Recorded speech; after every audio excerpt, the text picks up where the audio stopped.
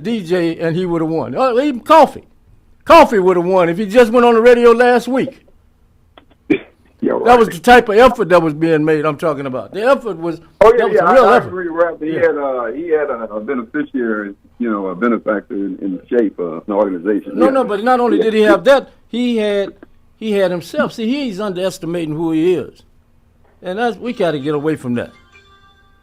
I mean, you grew up in the Joe Louis era. You didn't beat Joe, but you gave him a hell of a run, and you inspired Joe. If you understand where I'm coming from. Michael, see, you gotta let people know what you did was amazing. Is a nice way to put it, because it was unexpected.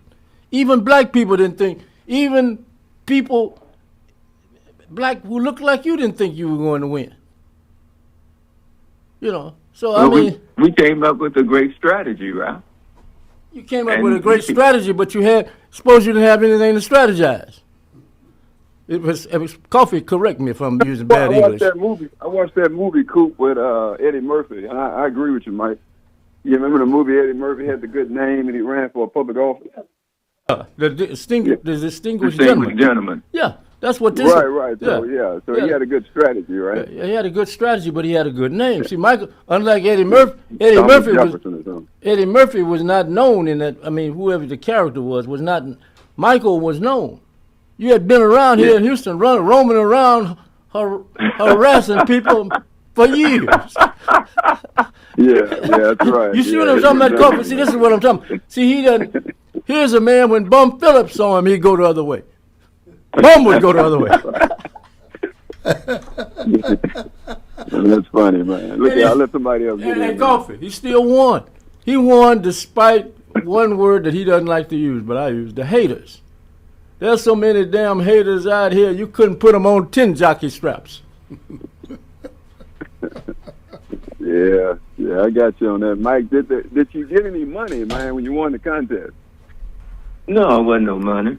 I was supposed to go and do Live with Regis and Kathy Lee and do some things for the Chronicle. And unfortunately, they created so much hell once I ran that I think they found it more convenient to appease their subscribers to the Chronicle and just let everything go than to have Coffee? those Bob, but then again, there you go again, Coffee. He's not telling. What? People, the haters again. He comes on the air and let people know, being who he is, let people know he's been invited to that program. Right. And thousands of your people, Coffee, call New York on him. I'll let him tell the rest of the story. Your people, Coffee, they were coffee drinkers. You drink coffee, right? They were coffee drinkers. I got you. Yeah, come get your people, Coffee. Hey, look here, man. So the Chronicle, they the one had the better strategy, but that's good marketing, man. Look, I'll let somebody else get in, man. Yeah. All right, Coffee. All right, man. Thank you so much. Well, they got out strategized on their strategy. They did. Yeah, didn't they? Didn't they? They didn't intend. Yeah. Whatever happened, they didn't intend for it to come out the way it did they? No, but they were nice until they canceled everything. Yeah. But Michael, they couldn't cancel you at the then summit, the Joel Osteen Church. Now, when that ceremony took place at the summit. Yeah. Blacks and whites were in shock. What happened? How did he win? I'll get out of the way. Go on. You know I'm telling the truth. I was there. Quite a coup, right? Quite a coup. Hey man, I was down there. Quite a coup. When you walked out there as the top jock, there was silence in the room. Yeah. Yes, I do. Hey, Mike. Hey, Paris. Yes, Paris. sir. Yeah. I had family members who hadn't ever even spoken to me who showed up. Right, but Michael, tell them also, the people that didn't know. Okay, when it was announced, when they had you to come out at half court or whatever it was that night, and they introduced you as the top jock there was a silence that went over the building like. The kind of hush. Michael know what I'm talking about. What's that pop song, Michael, from back in the day? There's a kind of hush all over the world tonight. Yeah. You remember that one? Yeah. It was a hush came over the whole building. Yeah, I was down there. I know what happened. Yeah.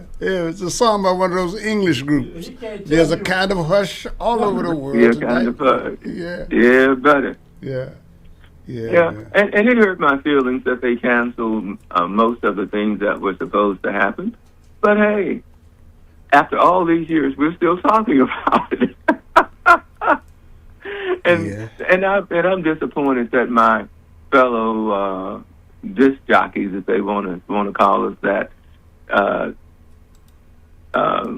did not discourage their constituents, their listeners, from doing such a horrible thing as to call and try to turn me into some sort of villain.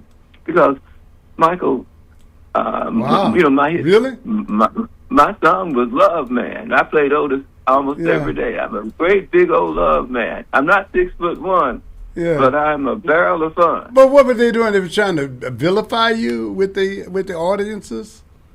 The disc Of jockeys, course. I mean. Really? Of course. So they joined in Of on course. it. Is that- He works Okay. See, I wasn't aware of that part. Michael, see, Michael has been. They work at the station they work at is not on the level of what we do. Okay. That kind of stuff. Okay. Michael may not Okay, want to go that way. Okay. That kind of stuff. I can see that. Yeah, I that can kind of see them stuff went saying on. that, yeah. And then you have to remind them, hey, wait a minute. When the last time you got a real interview with anybody? Yeah. That kind of stuff, Yeah. So, but what Michael Harris and Shape and Mike Patrizio, what all of them did, that they upset Houston. Mm-hmm. The bulk of Radio Houston. Correct me if I'm wrong, Michael. The kilts, sure. the kilts, the KNUZs, the KTRHs, the KPRCs, the KSEVs. It was KIKK. KIKK. There was no way they thought this Negro was going to win. You know what I'm talking about? Yeah. This was bigger than Ali and Liston. And just objectively speaking, Yeah. KYOK. Yeah, right. I mean, objectively speaking, That's just what- speaking now. And from, Magic 102. Yeah, and Magic 102. Yeah. Because they were competitors. So Well, right, but- I understand where they're coming from, but that would have been a moment to. But we were not that would have supposed been a to. moment But to- see, you have to not Negro, tear it you have down. people out Yeah. there still to this day, still they think this way. They don't think you're on that level. Because you may be where you want to be, Yeah. and they are not. You're not where they think you ought to be, but they're not nowhere. Yeah. If you understand what I'm Yeah. coming. So Yeah. when Michael pulled this was huge, man. Yeah. This was a huge, and I say this was like Joe Namath, only he didn't. Michael didn't do any bragging. This was like Joe Namath when the Jets won the Super Bowl. But Michael, yeah. But there was some fringe benefits. There was some fringe benefits. Yeah. Thank you, Michael. And they came from some of those other stations. Yeah. How else would you have known? How else would you have known that Kathy Lee was too old for you? you can say I was there. I know. You know. Yeah. Hey. Yeah. Oh boy. Yeah. All right, buddy. Yeah. But no, it is. I take great pride in Mr. Patrizio choosing me to do that, because he could have picked Ralph. Well, I was Ralph disappointed. much I was better told now. I was really just torn to pieces that he picked you. A white man with the audacity to pick you over a black guy like me. but Michael. But see, what year was this, Michael? What year was that? What about 90 what? You know what? What year? 19.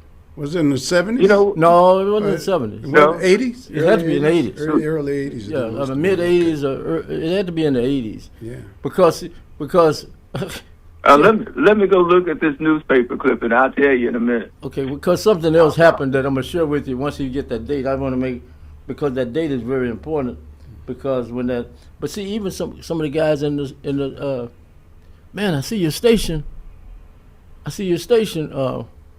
won the top jock contest. Even some of the Calvin Murphys back at that time, and some of those kind of guys. Sure. They made even the retired ones like Jimmy Wynn and all of them that were still living. Sure. Hey man, that sure was great that Michael. Yeah. What year was it? November 8th, 1986 is when the paper 86, right. came out. Oh, I was in D.C. at that time. 1986, man. New York. I Damn, had just left. that was a long time ago. No, I'm still in New York. That was 40 years ago, Michael. That's It's been been 40. that long? Yeah, 14. You had 14 to 26. It's 40 years. But see, I'm gonna share something else with you. Somebody that was surprised. He called earlier that morning. Say, hey, they tell me Michael just won a big contest. Well, I said, really? Yeah, I said, yeah. I said, yeah. Really? I said, he won. I said, yeah, he won. How did he beat them people? How did he beat? That was George. How did he beat them people? That was your buddy, our buddy George. No. He was saying, how did he beat them? He didn't say that you didn't deserve it. Mm-hmm. He said, how did that happen? How could? Then I told him, I said, Shape was in it. I said the radio station was behind him and everything. And I said he was Michael. And he said, yeah.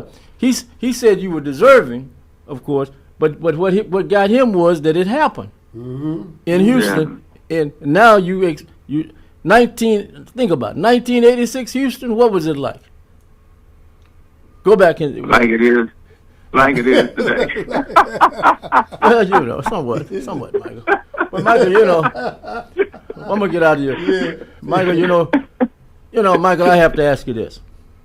Yes. Where I'm from, this really bothers me, and I know you got a lot of guys out there that follow Trump, and I'm not knocking them. They can follow whoever they want to, but where I came from, and we were competitive with girls in the classroom, right, or young ladies, and girls when they were younger, right? But we never really beat up on them. You know what I'm talking about? We didn't even really. You had to be in a hostile manner. I can remember the times even a guy would say a girl was ugly. You know what I'm saying? In the presence of other people, girls in their faces. What is wrong with the president? Why does he have to verbally beat up on women? What is it? Because he's unattractive, he's ignorant, he is evil, and look, he beat up on. You don't know. He beat up on Caitlin Clark lately. I mean, Caitlin Collins, the news reporter for CNN.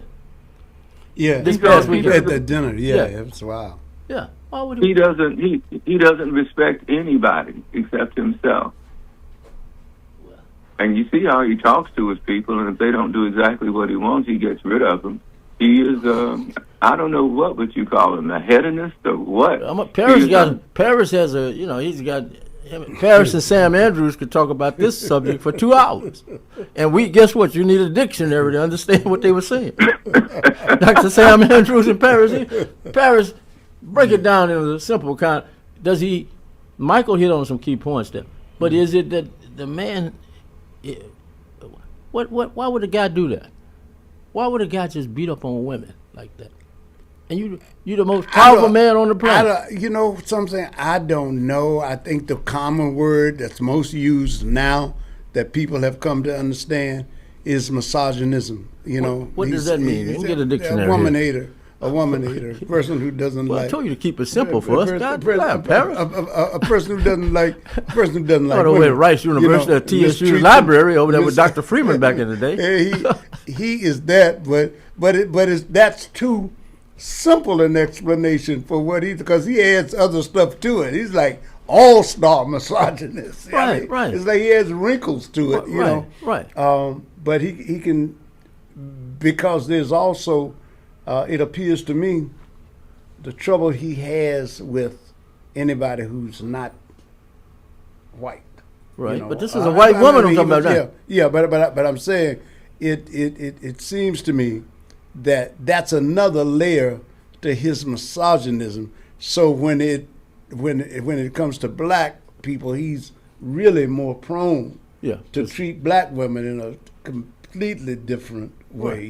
Right. It's like the way he treated Ruby Moss and Shay Freeman, or Ruby Freeman and Shay Moss, Right. the black women. Even Harris. Harris when she was running for president. And then the night when he was talking about the football field, and he was talking about get those sons of bitches off the field. Right, you know? right, all that kind of stuff. Yeah, that felt like a twofer for me.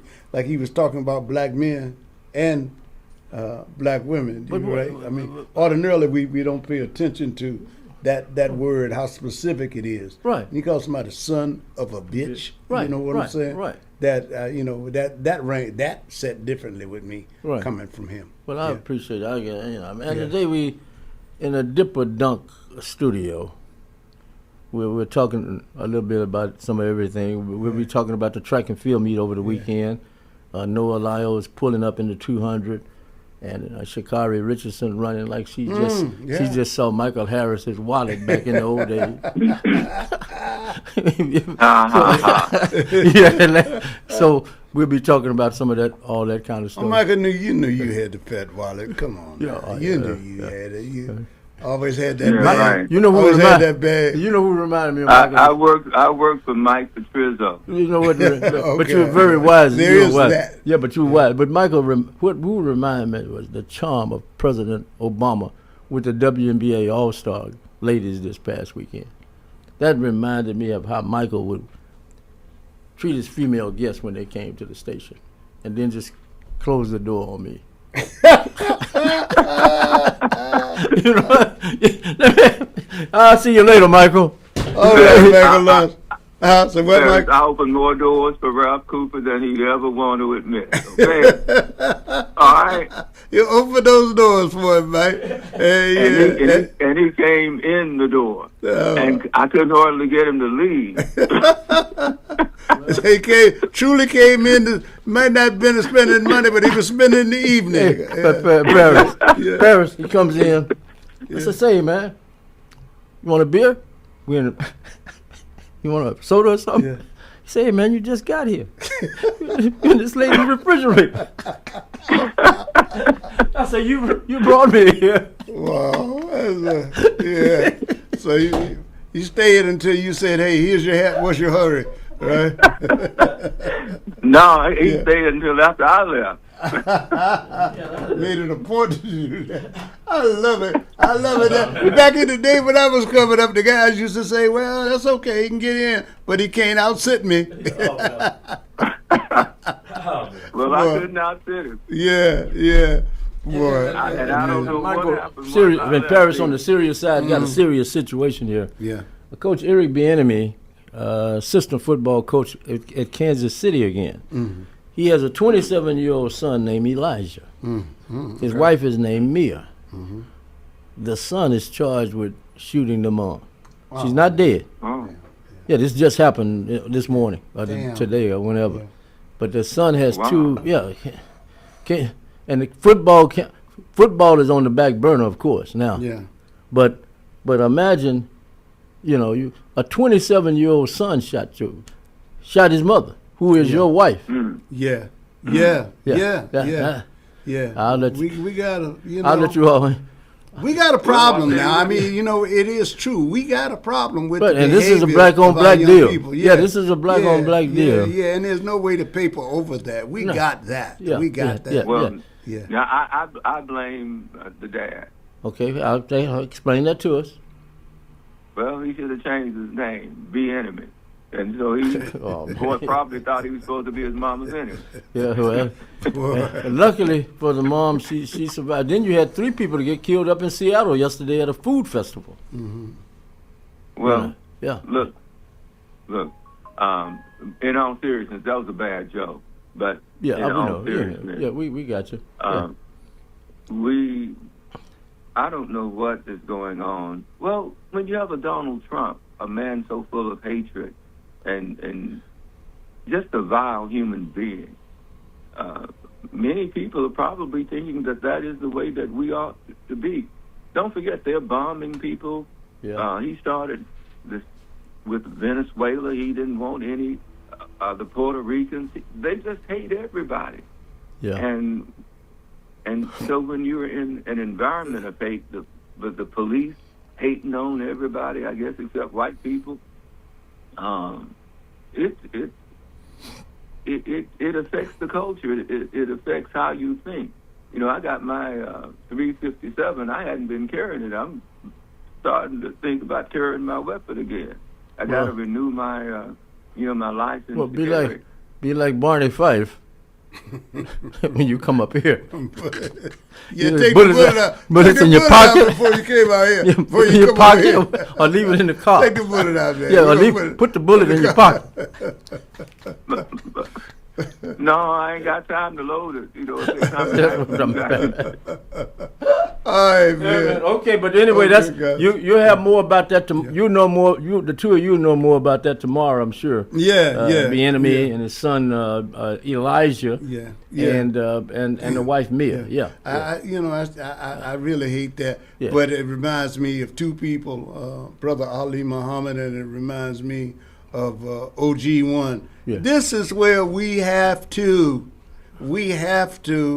remember in times like these, when you're vexed and troubled, we have to have conversations about just remembering. Right. Don't do the enemy's job for them. Right. Don't start killing each other. Right. Don't do that. Right. You're going to always have a reason. There'll always be a reason to, see, you think to wake about up it. and want to kill somebody. The three of us, we've talked about it before, how what our mothers meant to us. Not just our mothers, but I was talking about other women earlier. Yes. But think about what could spark you to shoot your mother.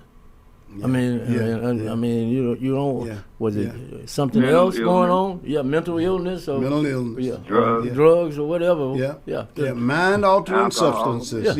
Mind-altering substances, man. If you take enough of them, or smoke enough of them, or drink enough of them, Right. Or whatever it is that sets your chemistry off, it can take you out of here. Right. Anger will do that. You get enough of it, right? Right. Yeah. Look at that. That's a good example right there. Crimes of passion. Yeah, they can do it. All right, guys. Okay. He's He's got to go see his therapist. The other Hall of Famer, you Hall of Famers get together, and I just know you have such a reunion. But Kathy Lee's gone now. We missed our opportunity there. But we still got the top job. Sherry's still right. Michael wanted to be Sherry. Still want to be Sherry. And Sherry would probably like to meet Michael. I'd bet on that. I'd put hard money on that. Sherry, or if not Sherry, Madonna. Sherry died? Madonna still got your number. Did Sherry die? She hasn't died. No, she's still kicking. She's still alive. Yeah, still making money. I thought you were talking about, maybe that she... She wrote me the other day, wanted to know if I get an autographed picture of you for her. I told her it costs Yeah, right. The color one costs more. I told her the color picture costs a little bit more. Here we go, Mike. Closing words, please. Pray for us. All right, Mike. Hey, we'll see you in the morning, everybody, right here on The Source. Ralph Cooper has covered the legends of HBCUs since 1969. Coaches Eddie Robinson, Jake Gaither, Marino Cassim, John Merritt, Billy Nix, Alex Dorley, Clifford Paul, Dr. Rod Page. No broadcaster has covered HBCUs longer than Ralph Cooper, Houston's legendary sportscaster, on 1230 The Source. Everybody's talking about the high price of eggs. Well, I don't know much about eggs, but I tell you this. If you want great chicken at a great price, how about Chicken Plus, 6210 North Wayside? Let's hear what his customers are saying. Michelle writes, Chicken Plus has some of the best fried chicken and best fried okra in the city. We stay about 45 minutes away, but the drive is definitely worth it. E. Max says, the chicken is seasoned so well and every bite has a special crunch. It's my go-to chicken spot when I want homemade fried chicken that's always good. Now that's what I'm talking about right there. Great fried chicken, okra, rice and gravy, desserts. You're going to find it all at Chicken Plus, 6210 North Wayside. You don't have time to make the drive? Hey, no problem. You can order Chicken Plus on DoorDash and Uber Eats. You better do what you got to do to get your hands on some of that great fried chicken, the best fried chicken in the city. Great chicken at great prices. That's Chicken Plus. See you there. 5, 10, 15, 20. I'm JJ Walls with Sunnyside Dental, and yes, it's now been over 30 years that we've been providing quality dental care for our patients in the Houston area. It's now come to my attention that many of you that want to come to Sunnyside Dental have Medicare plans that we don't accept. Hold up, that has got to change. Sunnyside Dental is now accepting most Medicare dental plans. WellCare, Liberty, United Healthcare, Cigna, Kelsey Care Advantage, Amerigroup, Aetna, and many more. We're getting on board. Call Sunnyside Dental at 713-738-1999. If you have Medicare and would like to receive the personal touch provided by Sunnyside Dental, call us at 713-738-1999. We look forward to helping you achieve the smile that you can't wait to share with the world. Got Medicare?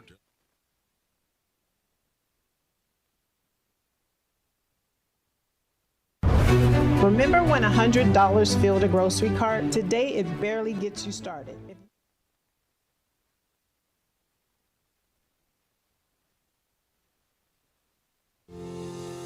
This is Gilbert Andrew Garcia of A Tip from Gilbert, talk, inspiration, and prayer. Listen to my show every Monday from 11 to 12 on KWWJ 1360 AM, KYOK 1140 AM, KCOH at 1230 KCOH.com, Sankeet Radio at 95.1 FM, 1460 AM, and Latino Sports, KEYH 850 AM. Call in at 832-570-8075 and follow me on social media. See you then. A Tip from Gilbert, Mondays 11 a.m. on 1230 KCOH, The Source. Saturdays, we're taking you back with Carrie Lewis on Inside Tracks. Soulful, funky, rhythm and blues, disco, doo-wop, rock and roll, new jack swing, and everything in between. Inside Tracks has all the classics for you, and even those forgotten gems too. So join Carrie Lewis on Inside Tracks every Saturday afternoon, beginning at 2 p.m. only on KCOH 1230 The Source. From the backwoods of Mississippi to the bright lights of Chicago. And leaving would be the last thing on my mind if I could turn back the hands of time. From the backwoods of Arkansas to the bright lights of Chicago. It's cheaper to keep her. A 1969 number 1 million seller. Baby, can I change my mind? A 1969 number 1 million seller. Who's making love to your old lady? Why you I'm making love? TD. So good to be home with you. JT. Only my woman can. Tyrone Davis.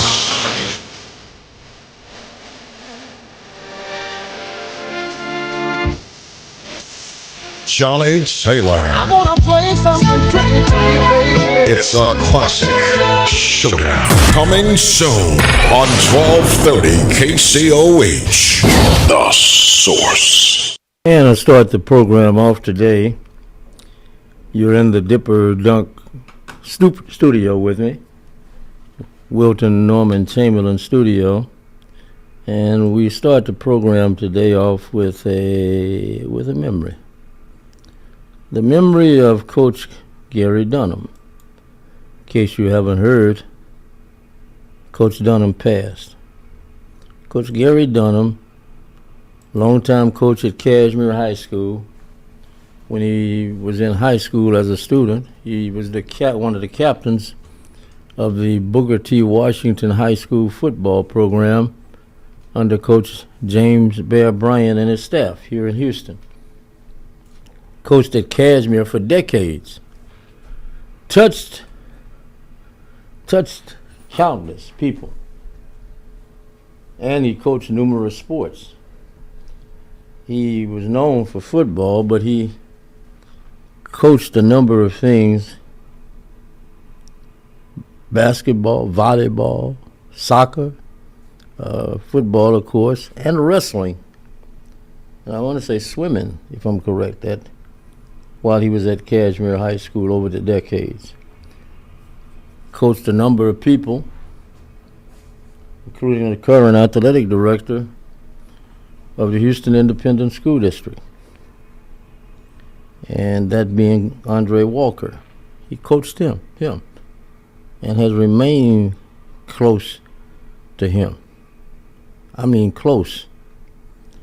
when Dr. Walker decided to honor athletes for decades and centuries, a century plus or whatever, within the HISD, the first person he called to come aboard to help him was Coach Gary Dunham. Gary Dunham. And like I said, he touched countless, not just the athletes, but students, period, while he was in the coaching and teaching ranks.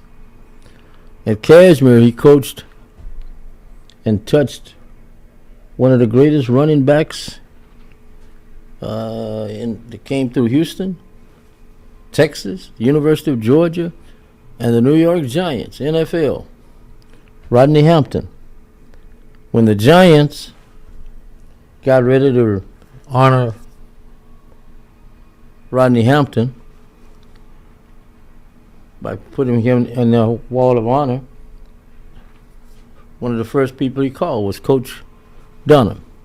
Not only did he call him, he called him to let him know that he would be on the trip. He would be on board coming to New York for the festivities around the salute to Rodney Hampton. And that happened. So like I said, Coach touched a lot of people. I'll miss him.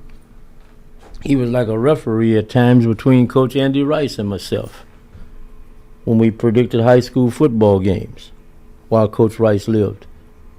And Coach Dunham would come in sometime and he was like, well, he was like an arbitrator.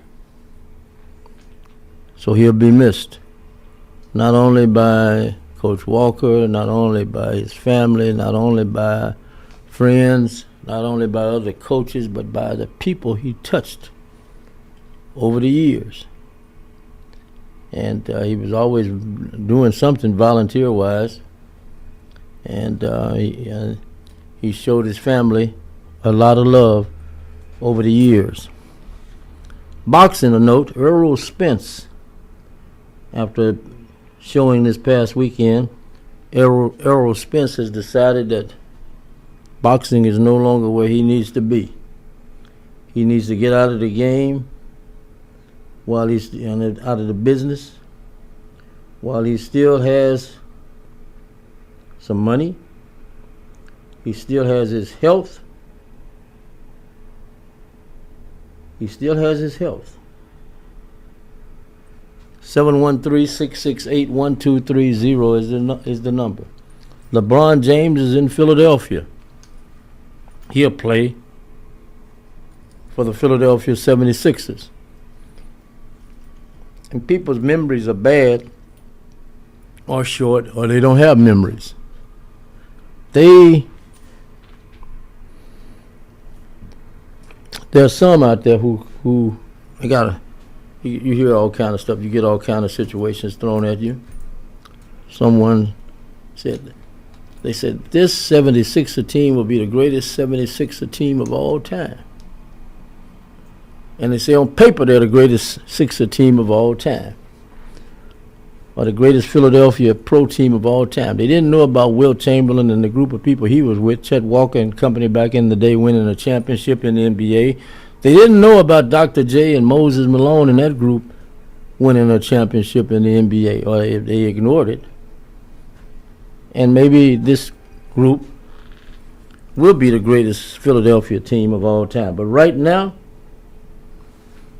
let's try that. Okay, say my mic was, that was the wrong mic. Let me see. Which one I'm going to try? That one. Okay, let's try.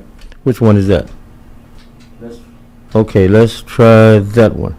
I think that's the right mic I have now.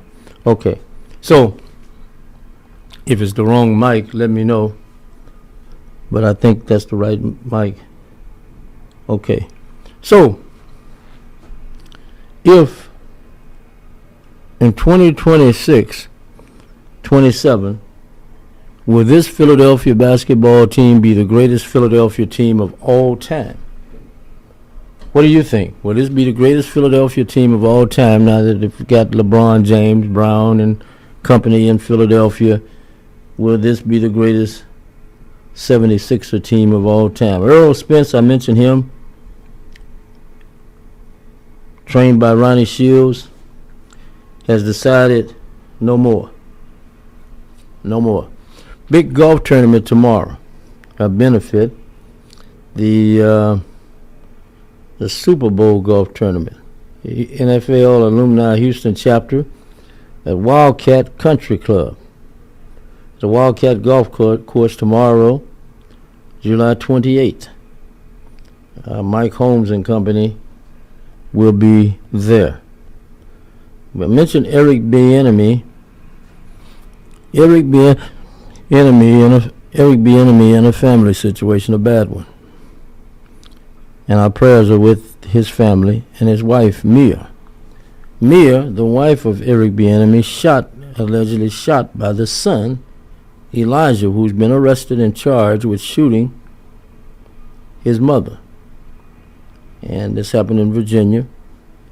And our prayers are with the Bieniemy family, especially Mia Bieniemy. Hopefully she has a successful recovery. Track fans, many are upset after the meetup in New York, the USATF. They're upset with Noah Lyles, who exited the 200 meters. He pulled up in the 200 meters, and some people are saying, well, was he really injured? Was he hurt? Or was he just pulling up because he was about to lose? And he won the 100 meters there Friday. Then he pulled out, he suddenly shut down in the 200-meter finals. He coasted across the finish line with a 50.88, claiming he felt a grabbing sensation or a minor twitch in his left hamstring. But many people on social media, and you know how they are, many of them, many are not that way. Fans completely, some fans, some of the things they're saying is brutal, loud, and really unnecessary. Maybe he was hurt, I don't know. He claims he was hurt. But I know one thing, we've got a number of young faces coming up in track and field, and the competition to represent this country in Los Angeles in 2028 is going to be heated. And we want to say hello to Mr. Baseball's niece, Jasmine Montgomery. It's hard to explain to young people sometimes when they don't finish first. Now, Jasmine Montgomery finished 7th in the finals in the 200 meters, if I'm correct. She finished 200 and 100 meters. She finished 7th, 200 meters. But she was running, and there was heat all over the track. Not just from her, but from the other 7 or 8 young ladies, 9 or whatever young ladies in that event. That was a hot event. Just like I saw a young high schooler, male, from Texas, won one of the distance races, 16 or 17 years old. And like I said, there are a lot of young new faces coming up. And we don't really know. You have an idea, you can predict. We really don't know how our team will completely look that will represent the Olympics for the USA in the next Olympic Games, because there's so many youngsters out there. And they're blazing. Porter Robinson, who comes in here about twice a month and talks track and field, we've been talking about and with Coach Andrew Blanks also, we've been talking about some of these outstanding youngsters. I'm going to go back to Coach Dunham in a moment. I'm not finished with that. But I just wanted to get that in about track and field. I wanted to get one other thing in. And I thought NBC did a great job in how they presented the events on television. You had 4 hours on 4 hours of track and field Saturday. Then they came back with 3 hours of track and field. 3 hours of track and field on Sunday. The other thing I wanted to get the Baseball Hall of Fame. The Baseball Hall of Fame ceremonies took place this weekend.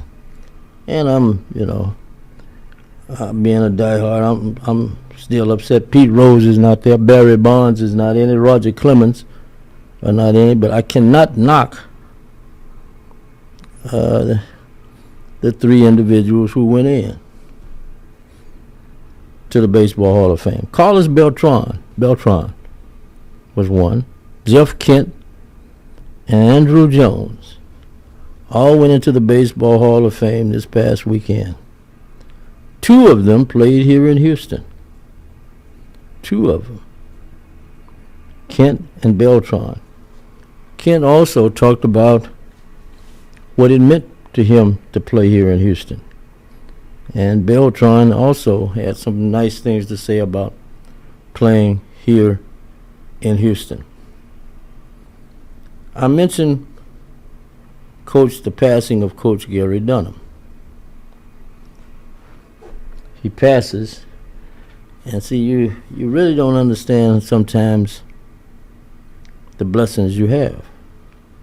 The first time I met Coach Gary Dunham, sometimes people ask, why you got this guy on the radio? Why you got? I met, and well, there are reasons sometimes. I met Gary Dunham when he was in high school.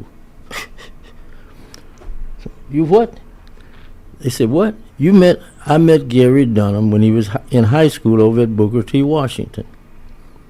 And his coach was the late coach James Bear Bryant, who had nothing but great things to say about a young boy who would become a great coach. But he also made a point. He said, hey, man, this guy is like a coach for me. I said, a coach? He said, yeah, he's like a coach, a player coach for me. He was a captain of a HISD Booker T. Washington football team in 1977. And he was coached by Bear Bryant, Ed Smith, who was also a legend. Both TSU products.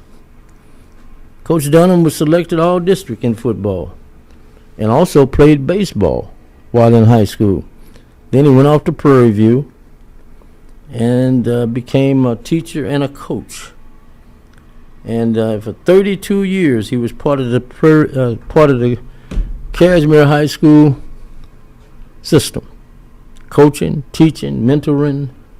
Every time I went by Cashmere, even in the days of Johnny B. Feld and some others, Tom Hendricks, you always found young people migrating to the area of Coach Dunham. Advice, you could tell he was given. The respect, you can see also of the respect that they had of him, but you could also see and feel the respect that he had of the young people. So, to his family, and again, all of his friends and coaches and everybody, you all have my deepest sympathy. I thank his family, and I know this was for a fact, I thank his family for allowing him to be with me to predict the high school football games, because I knew how important he was to his family and how involved he was with his family in regards to doing different things with his family. But he would always find time to come in or to find a way to predict the high school football games. And like Coach Rice, they put me in my place. These were football people. They beat me. They out-predicted me. But one thing they didn't outdo me. They didn't out-respect me. I respected them to the highest degree. And Coach Dunham knew that. And never will forget, I got the call to be part of a committee to help with that Wall of Honor, Hall of Honor of the HISD. Coach Dunham was already there when I got there. And Coach Walker was there, and several other individuals who were part of that group were there. And I never will forget the respect I was told that Coach Dunham had of me. And I respected that. So the number here is 713-668-1230. When I get the information in regards to the celebration of life of Coach Dunham, I will gladly share it. So now I've got two people in heaven picking games against me. How can I lose? Caller, you're on. Ralph Cooper. Yes, sir. Man, my condolences to Coach Dunham, man. When I saw it on Facebook, man, it shocked me and everything. It always shocked me, man, when people and I know Coach Dunham just from the radio and everything, man. It saddened me, man, because I know that, you guys was friends, and he was a big part of the radio station I love the most, the high school football predictions. Always really loved it with Andy Rice, man, because Andy Rice had that low raspy voice, but when you get him hot, boy, that voice will turn up to about 3 times the high pitch of his voice. Used to have me just dying laughing. I think he used to run him high just for his voice to get high. That was just funny to me, but I'm sure that you would get another respectable guy to do that with you. I already have who I'm gonna pick, and the thing about it, they don't know it, but they will. I know this. They will accept. They will accept. I know that much. And Ralph. Yes, and they will be They would be just as controversial as the other two, maybe more so. Hey, Ralph, are you going to announce who they are, like Ryan Coogler just announced it's going to be the new Black Panther? Yeah, I'm just going to announce. Yeah, I'm just announcing. When I get ready, I'll probably wait until we'll be celebrating. We'll celebrate Coach Dunham and Coach Rice, of course. We're still celebrating him, so the celebrations will go on, and then I'll make that part of the celebration. But the individual doesn't know. Then somebody tried to pick my mind yesterday. They called me, and I said, I already know who it is. Is it Scurry? Is it Scurry? No. I'll keep listening. But this person, I respect their efforts in high school football in the state of Texas. And so that's why I'm picking them, because I know them and I respect them, and I know one thing that I'm gonna have trouble with though. What's that? They're gonna be like Rice on me. All right, I like that. I love that. That was a funny show, man. Look, man, you two guys, man, were meant for each other, man. But y'all was just a sidebar of you and him just was hilarious. Right, man. Hey, like I tell the stories all the time. Coach Rice, when he found out I was in Kansas City one time, I had $200, right? He said, wait a minute, that's all you got is $200? I said, yes, sir. He said, you going around there telling people you know me? I said, yeah, Coach, You don't have but $200 in your pocket. You can't even buy around. Well, and you telling people you know me? And oh my God! And he took up a kitty, and the thing about it was he went and told Otis Taylor this was Kansas City Chiefs back in the day. I was in up there for the All-Star game, but whatever reason I was up there, and he went and told Otis Taylor. He said, "Man, your homeboy out there got $200 and think he's a big shot in Kansas City." So Otis came out there and said, "Hey," and then Coach Rice said, "Don't leave." I had a rental car. "Don't leave." Yeah. "Don't leave till we see you."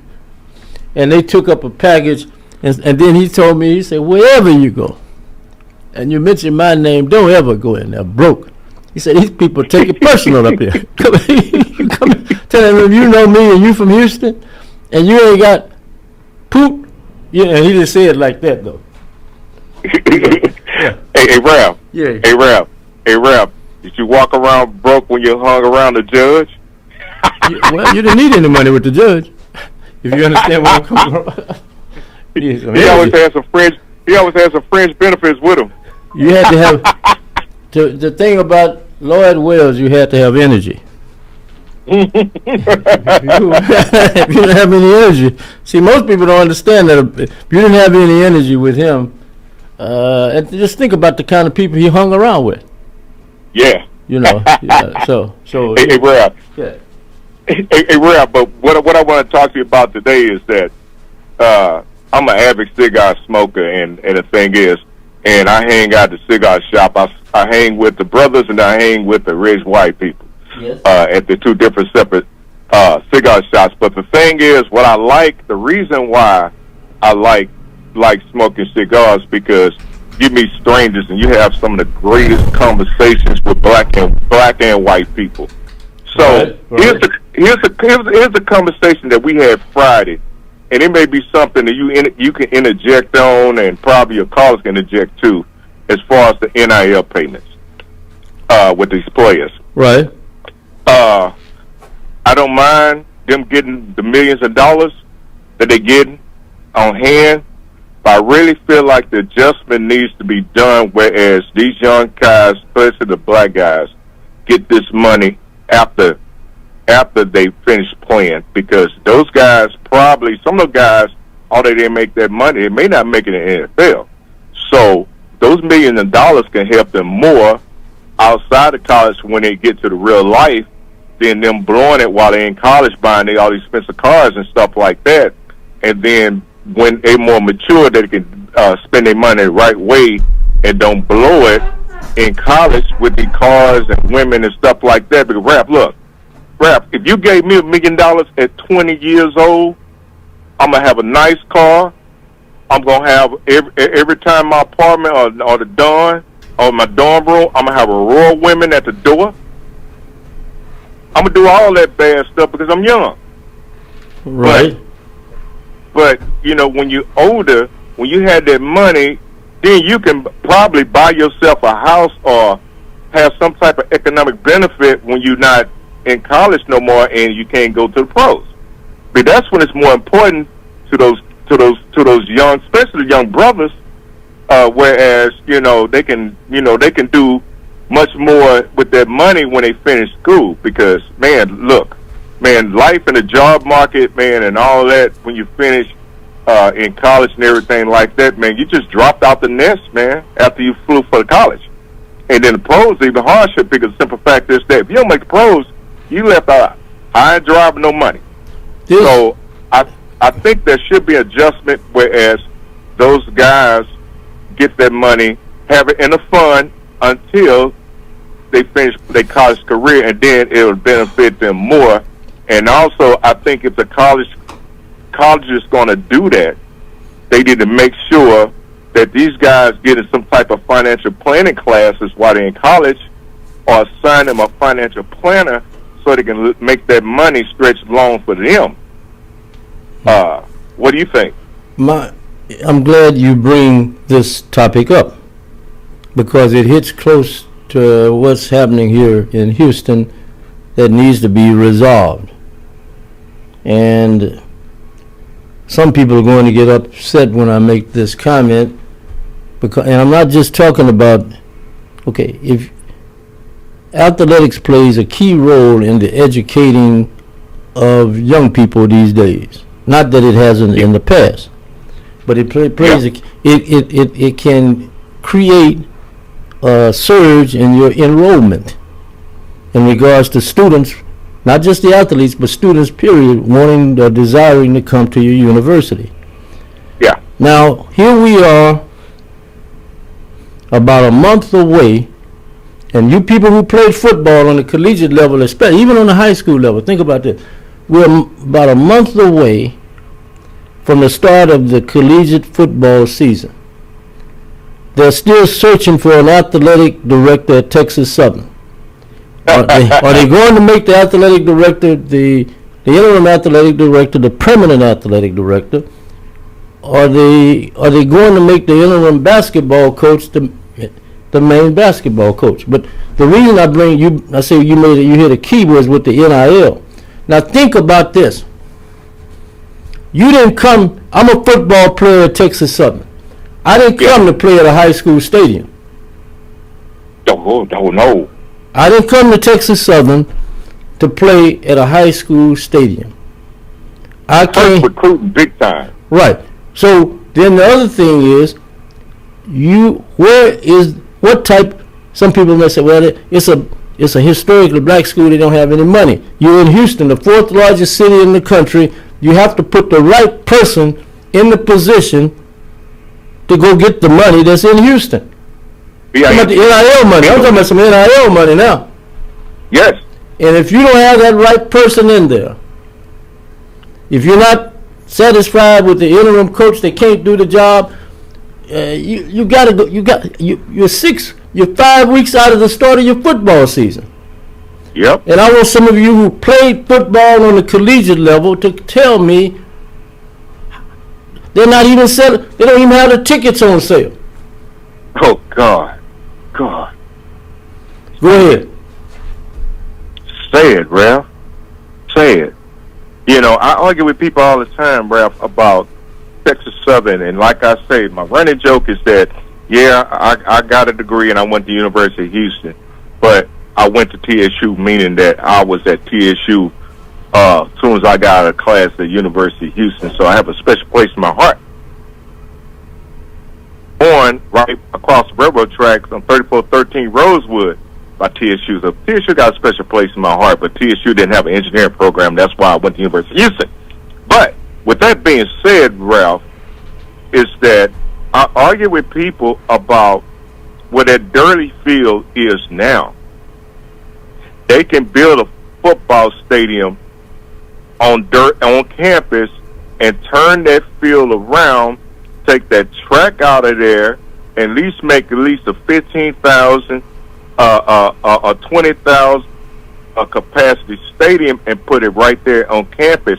And everybody talking about, TSU land poor. Well, hell, Ralph, across the street on Scott, at a big old, probably now they U of H have turned it to close to a 70,000 capacity stadium for Big 12 standards and everything like that, Ralph. And me going to the game and the season ticket holder, Ralph, the parking is still bad. You know, Ralph, I give my money where it used to the little people at Jack Yates High School would charge for parking on campus at Jack Yates, and I gave them $20 so I could park my car. Meaning that, you know, the parking is not good at University of Houston, and either like the parking wouldn't be good at Texas Southern. But you got places where you can park and people still go and enjoy the game. And then that little area that used to be Willow where people can drive down, you can use that area as the tailgating area. No, you can't drive your cars down there. You might could. They might adjust it where you can drive your cars down in that brick road now that used to be the place we used to drive our cars through and hang out in front of the UC. But yet and still, that could be your tailgate area. Well, the parking lot could be your tailgate area. Yeah, but see, that could be done. Right, but see, the other part of that, that could happen, and I appreciate your comments, and I know some others will have one also. But I want to add this before you go. When the University of Houston, this is why people have relationships. When the University of Houston was redoing their gym, they played their basketball games on the Texas Southern campus. Yes. And they won. They played all the games on the Texas Southern campus. Coach Sampson talked about it and how they enjoyed it, blah, blah, blah. Now, you don't, because of the changes you're going through in regards to your athletic director, you don't consult the people at the University of Houston owe you a favor. Sure, they paid you to play in your gym, but why not make a deal with them to play your home games over there that can be played without interfering with their schedule? Why not play your home games? Why not make a deal with them to play your home games over at the University of Houston instead of going North Houston, miles away from Texas Southern? Exactly. You know why, Ralph? Because ego. It's because you got some people up there say, well, I don't want to give that white school my money, but damn, you gave the soccer people your money. And you're about to give away some money to play in the NRG for Southern. Southern and Texas Southern would be in NRG Stadium. That's a lot of money, Ralph. You know, me working there, I know how much it costs for them to put a game in there. So they probably got cheaper if they would made the deal with University of Houston and NRG, because it ain't cheap. It ain't cheap to have a football game at NRG Stadium. Case in point, that's why you see fewer high school playoff games there, because it's very expensive. It's not economically feasible for some of these mid-major schools that can afford that. You know, yeah, you got your big HISDs that got the money, like Katy and all these other outskirt folks that can pay that money. But, you know, people like HISD and all these other people in the playoff time, man, they can't come up that money, man, to because they want, because NRG, not only they want you to pay, they want you to bring your attendance. That's why in the playoff games you see they pick teams for the playoffs that's gonna bring the crowds, like Katy, Port Neches, and all these other places that have. Look, Rep, they even will bring the school by my house, the one in Siena, that have a big following. What's that? Damn, I can't get the name. Not Hightower, but you got Iowa Colony out there. You got Manville. You got Shadow Creek. You got a number of others out that way also. Fort Bend, you see, and you got them out there that have the money and have the parent participation to go to those games. I can't remember that team that wears the purple that is out here in Siena where I'm at. Well, you got Fulshire, I think, came out there one year. Huh? Fulshire played in NRG one year. Yeah. What's one with Point? Ridge Point. Yeah. That's what I'm saying. Ridge Point brings the people, and they also tailgate. Now, NRG would take them in a heartbeat in the playoff game, because they don't have a whole lot of people out there. No people gonna be tailgating, the whole nine out there. Yeah. Well, let me get these others, and I thank you. Hey, Rap, real quick, I'm gonna call you on your phone, because I got a fraternity brother that you had him on the show, and I would like for you to probably get him on the show again. Named Demetrius Hamilton. He's a pitching coach. And he has some pro pitchers, including some Astros, on his staff that he trained, and also he trained college kids in high school. He said he'd been on your show before, but I'm gonna give you his number and stuff. Okay. He's my fraternity brother named Hamilton, last name Hamilton, baseball coach. I mean, he's a pitching coach. And we sit and talk baseball all the time, and he said he'd been on his show before, but his name is Demetrius Mitchell. Tell him to get in touch with me. I'll be ready. Thank you. Appreciate it. All right, I'll give him your number. Okay, thank you. All right, bye. Let's try another caller. 713-668-1230. I'm Ralph Cooper in the Dipper Dunk Studio, named after Wilton Norman Chamberlain. Also today, not that I never think about people, we remember Coach Gary Dunham. Sometimes you don't know how many times you think about a person. It's just like if you pray a lot, you don't keep count of how many times you pray in a day. And if you remember people, you don't really keep count of how many times you may remember them in a day. Caller, you're on. Hey, Ralph, how you doing? All right. Yeah, I'm gonna be real quick. I'm gonna work here. Okay. Turn that noise down in the background where these people can hear you clearer. Okay. Can you hear me now? That's it. You got it. That's it. You got it. Go ahead. Yeah. I want to thank you for getting my Beast Mode athletes in on Friday. Yes, Coach. Yes, Coach Boyd. I'm not Coach Boyd, man. Which one are you? Coach G? Big Red. Coach G? Not Coach G. Oh. No, sir. I'm not Coach G, sir. Oh, okay. So- Little Red. Okay. Yeah, I remember him now. Little Red. Known somewhat. But once he's again, known, like I was he's known saying, in some places as Big reclaiming Red. reclaiming my time, sir. Reclaiming my time. Okay. Thank you for getting those beast mode athletes in, man. We got a lot of good reviews. Those kids are definitely and coming with a lot of positive future in the head of them. And anyone that was able to listen on Friday could tell the way these kids, how well spoken and respectful they were. And we're going to be praying for them to definitely succeed in life. And I want to say this to the ones that didn't hear them.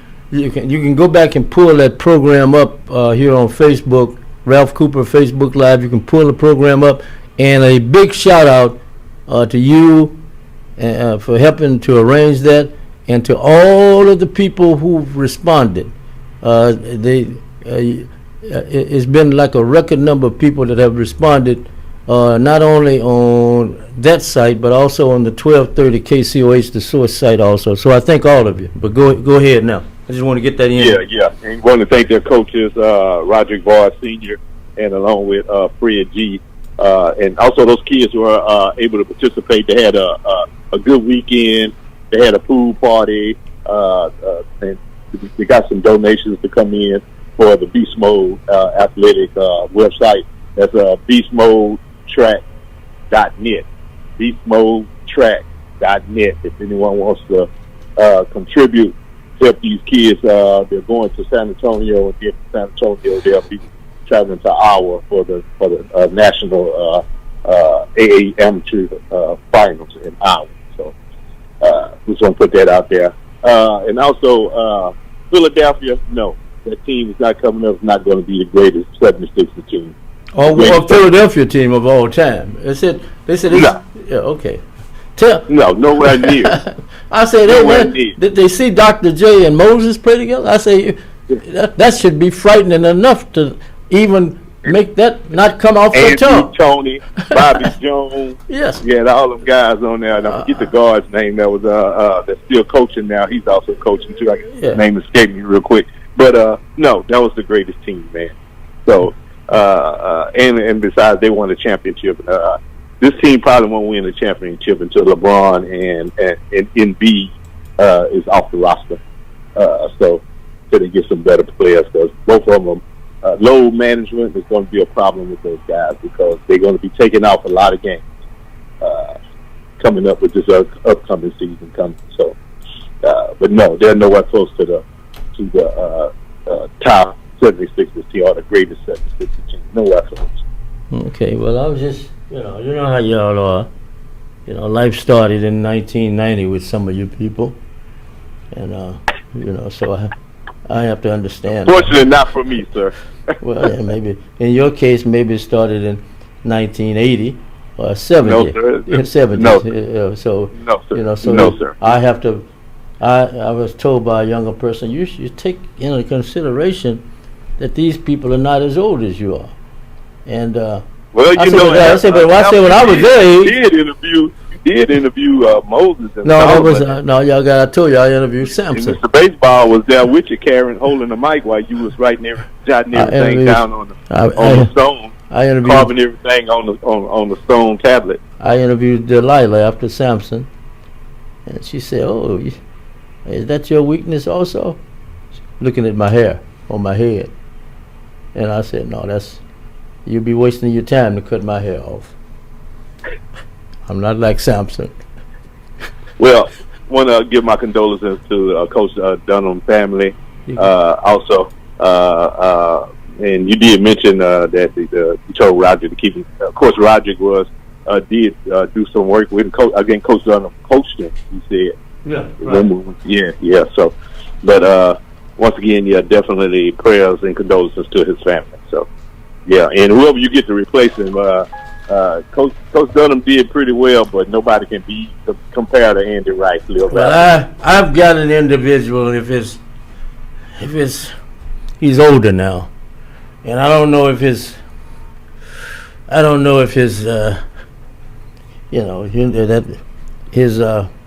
I can't say really what I want to say. I don't know if they're that strong. I don't know if It's he's that internet strong. radio, man. It's internet radio. Maybe he needs to go get with Pete Hessick and get him a testosterone shot if you feel like he can't compete. Well, that You may know, be something. Those of you who are friends of his, maybe that is what he. Maybe that you once it's disclosed who it is, and you understand who it is, you need to tell him that.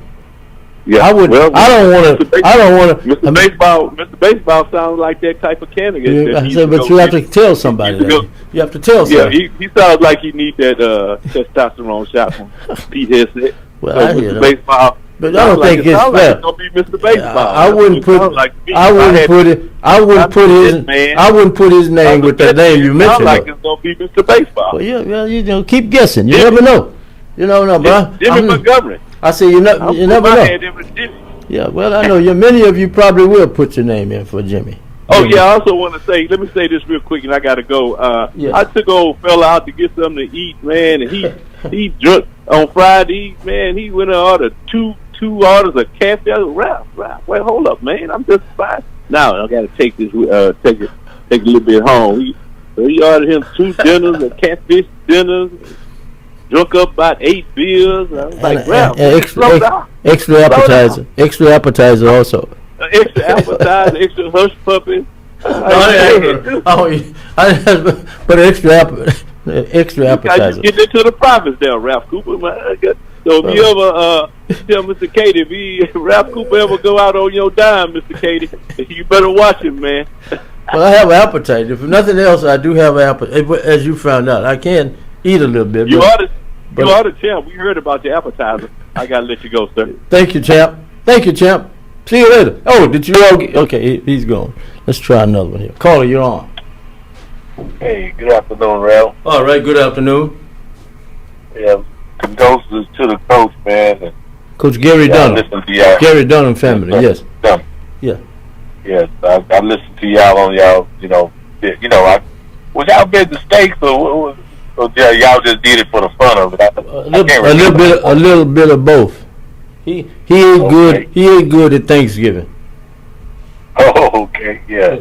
Yeah, he was a good guy. Was he a young guy, man? Coach came out of high school.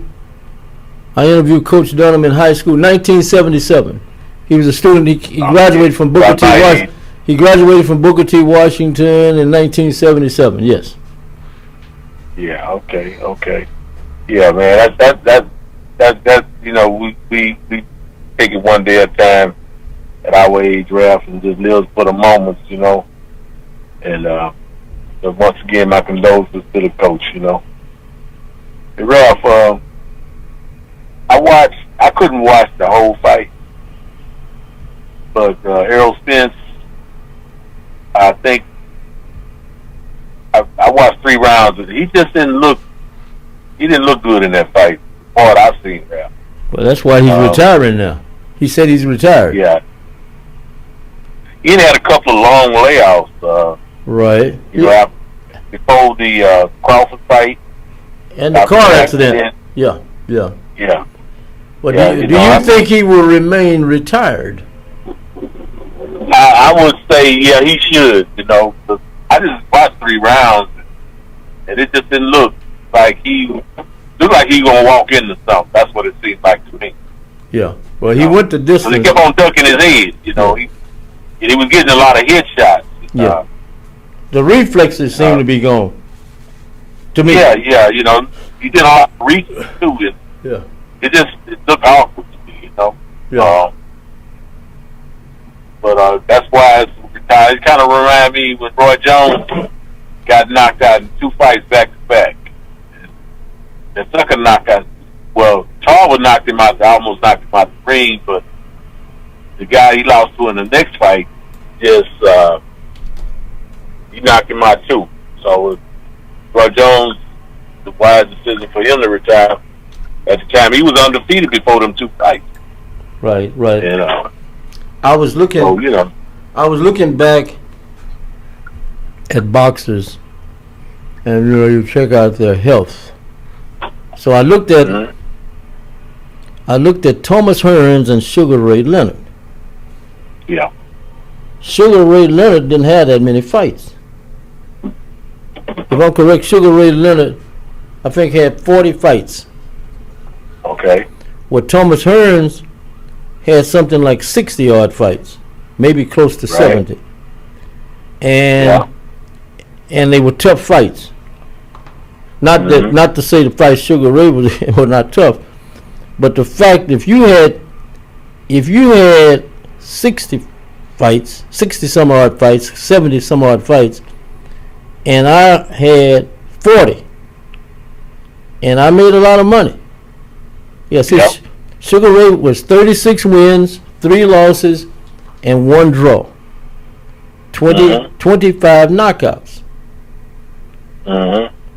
He didn't do what Sugar Ray. You can't compare. Well, can't compare him with Sugar Ray Robinson and all those people with all those fights.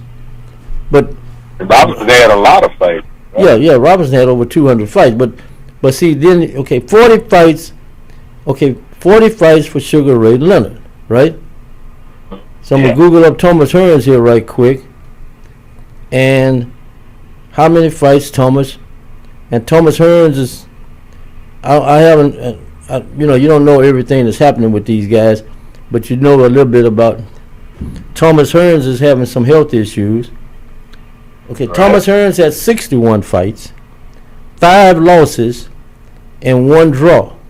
He won 48 fights by knockout, but he had 61 fights. And he went those. You have to wonder, what did the 3 rounds with Hagler take out of him? Well, I thought he should have retired after that fight, man. Yeah, that was a war. Yeah, And Hagler retired. Remember, Hagler retired shortly afterwards. I think he had.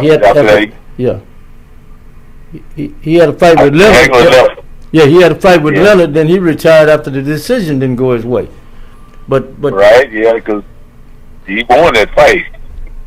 Yeah, I know. I was there. I thought he won also, but they took it from him. Yeah. Yeah, so you look at these records of these fighters, and like I say, Errol Spence is retiring.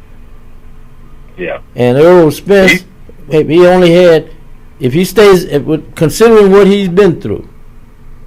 Nearly, he got banged up in a car accident. He's been banged up in some fights. He's had 30. He's had 30 fights. And the way it looks, he should quit now, right? It should, man. Because he don't sound right. His movements. It just seemed like something missing, man. He ain't that guy, man. And I heard you and Rick talking about it a couple of weeks ago. Well, he was blessed to have Ronnie Shields in his corner, in my opinion, because he wasn't going to let him get he wasn't going to let him get killed. I'll put it that way. He may have got banged up some, but he wasn't going to let him actually get killed in the ring. Okay. Yeah. Anything else? Hey, one other thing, Ralph. Yes. Yeah. I heard you mention something about Eric Bieniemy's son shooting his mother. Yeah, Eric Bieniemy, the assistant coach now again with Kansas City. His son, who's 27 years old, Elijah Bieniemy, shot his mama, who's the wife of Eric Bieniemy. He shot her. Her name is Mia. He shot Mia Bieniemy at their home in Virginia. Now, I don't know any more details. Maybe somebody else has picked up something. Some other stories have come out now. But all I know is that the son shot the mother. The mother will survive, I'm told. Well, that's a good thing, man. It's a blessing. Yeah. And the last thing, Ralph, Michael Harris will always be the top jock in this city.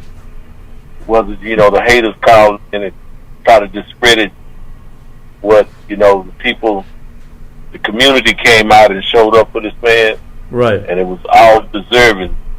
And Ralph, I want to give thank you for, stepping up with Michael, man, because, I know you and him been knowing each other for years, man. And, when people try to call in and discredit Michael about, his achievements, they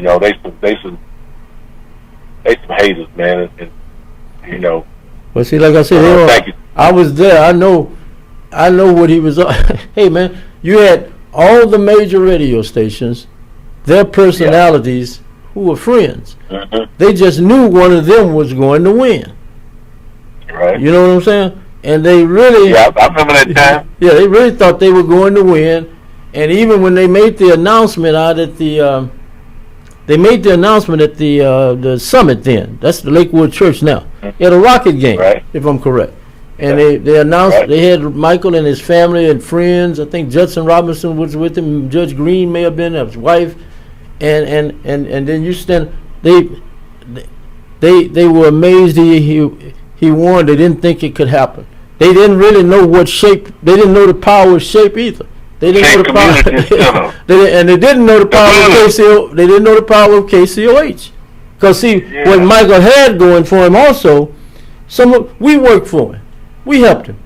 We weren't going to let that was a personal insult to all of us to think that some of them had ain't no way they can win. They're not in this kind of mix. And we've done all kind of different things. You got to be out of your mind. The third one showed up all over Houston. Showed up. Everybody that listened to KCOH radio over the years showed up for Michael Harris and the station. Right, and it's well deserved. Right, and then like I say, get him to tell you there was I think there was a check that went to Shape because of that.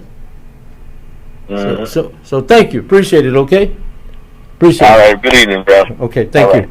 713-668-1230. We'll take a break. If you're hold on. I'll be back in a little bit. I think I'll be back in a little bit. Maybe I won't. If I don't get this to play, I won't. So we'll just keep it here. Let me try another caller. I have to do something different.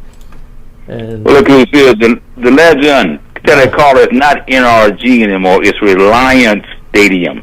Oh, I didn't. Reliance Stadium flows off the tongue. Flows off the tongue a lot. Allow me to finish. Rolls off the tongue a lot cleaner. Well, they ought to give us they ought to roll off some of that bill we're getting right now. Light bill. And I don't have to tell you. I know you know. Yeah. Well, here's the question then.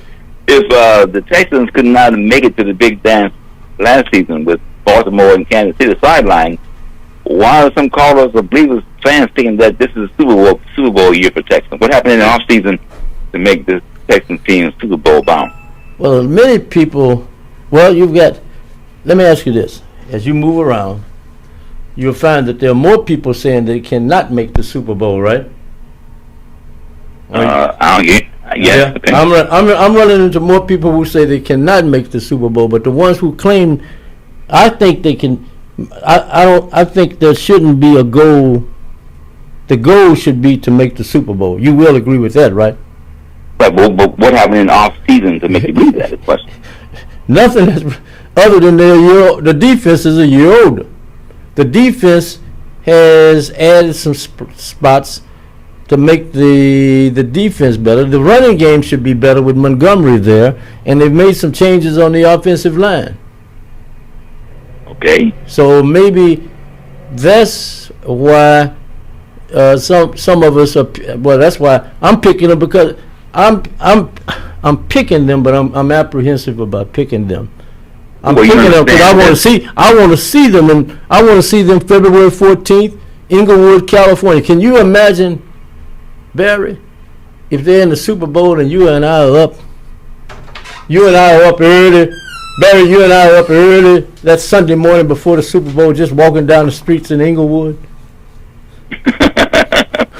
I know you'll be looking for the blonde. You'll be looking for the blondes, and I'm saying, where the sisters at, man? Where the sisters? Where the sisters at? There you go again. Okay. I think that Patrick Mahomes and Baltimore are not going to sit on the sidelines and say this is Texans' year, right? Patrick Mahomes is upset, man. He wants revenge this year. Right, but he's coming back from an injury, remember? He's coming back. What I'm saying, but he is angry around. He wants revenge this year. And you got Lamar Jackson. You still got to get past. Yeah, you still got to get past Kansas City and Baltimore. Right. And they were sidelined last year. Right. Then you're going to get past those two this year? Well, I think the defense can help them get past the two of them. Yes, I think Okay, all right. if everybody is healthy and they can control the quarterbacking of the quarterback. Right. That's the key too. Now you will admit that, right? Yeah. Now, what's the word on Joe Mixon? I haven't heard anything. They've got Montgomery. They're counting on Montgomery. Yeah, the Montgomery who came in from Detroit. Yeah, that's who they're counting on. All right. Yeah. Okay. What does Sophie Page and Caitlin have in common?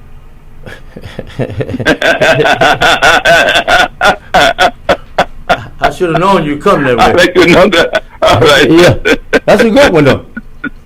Yes, exactly. I think that both are winners. Sophie has that Nordic look, man. Oh my God. I don't want to see, I look at Caitlin Collins. You talking about Caitlin Collins on CNN? Caitlin Clark. Caitlin Clark. Oh man, no. I think that if you're going by the Caitlin Clark, okay, you're going by looks, just by looks, right? Yeah. I'm going. She's also a good player, though. Yeah, well, excellent player. And you saw what President Obama told her to ignore all that talk, all that outside talk away from the game, that negative talk. Ignore it, right? That's right. You did. Yeah. But Caitlin Collins, the one on CNN.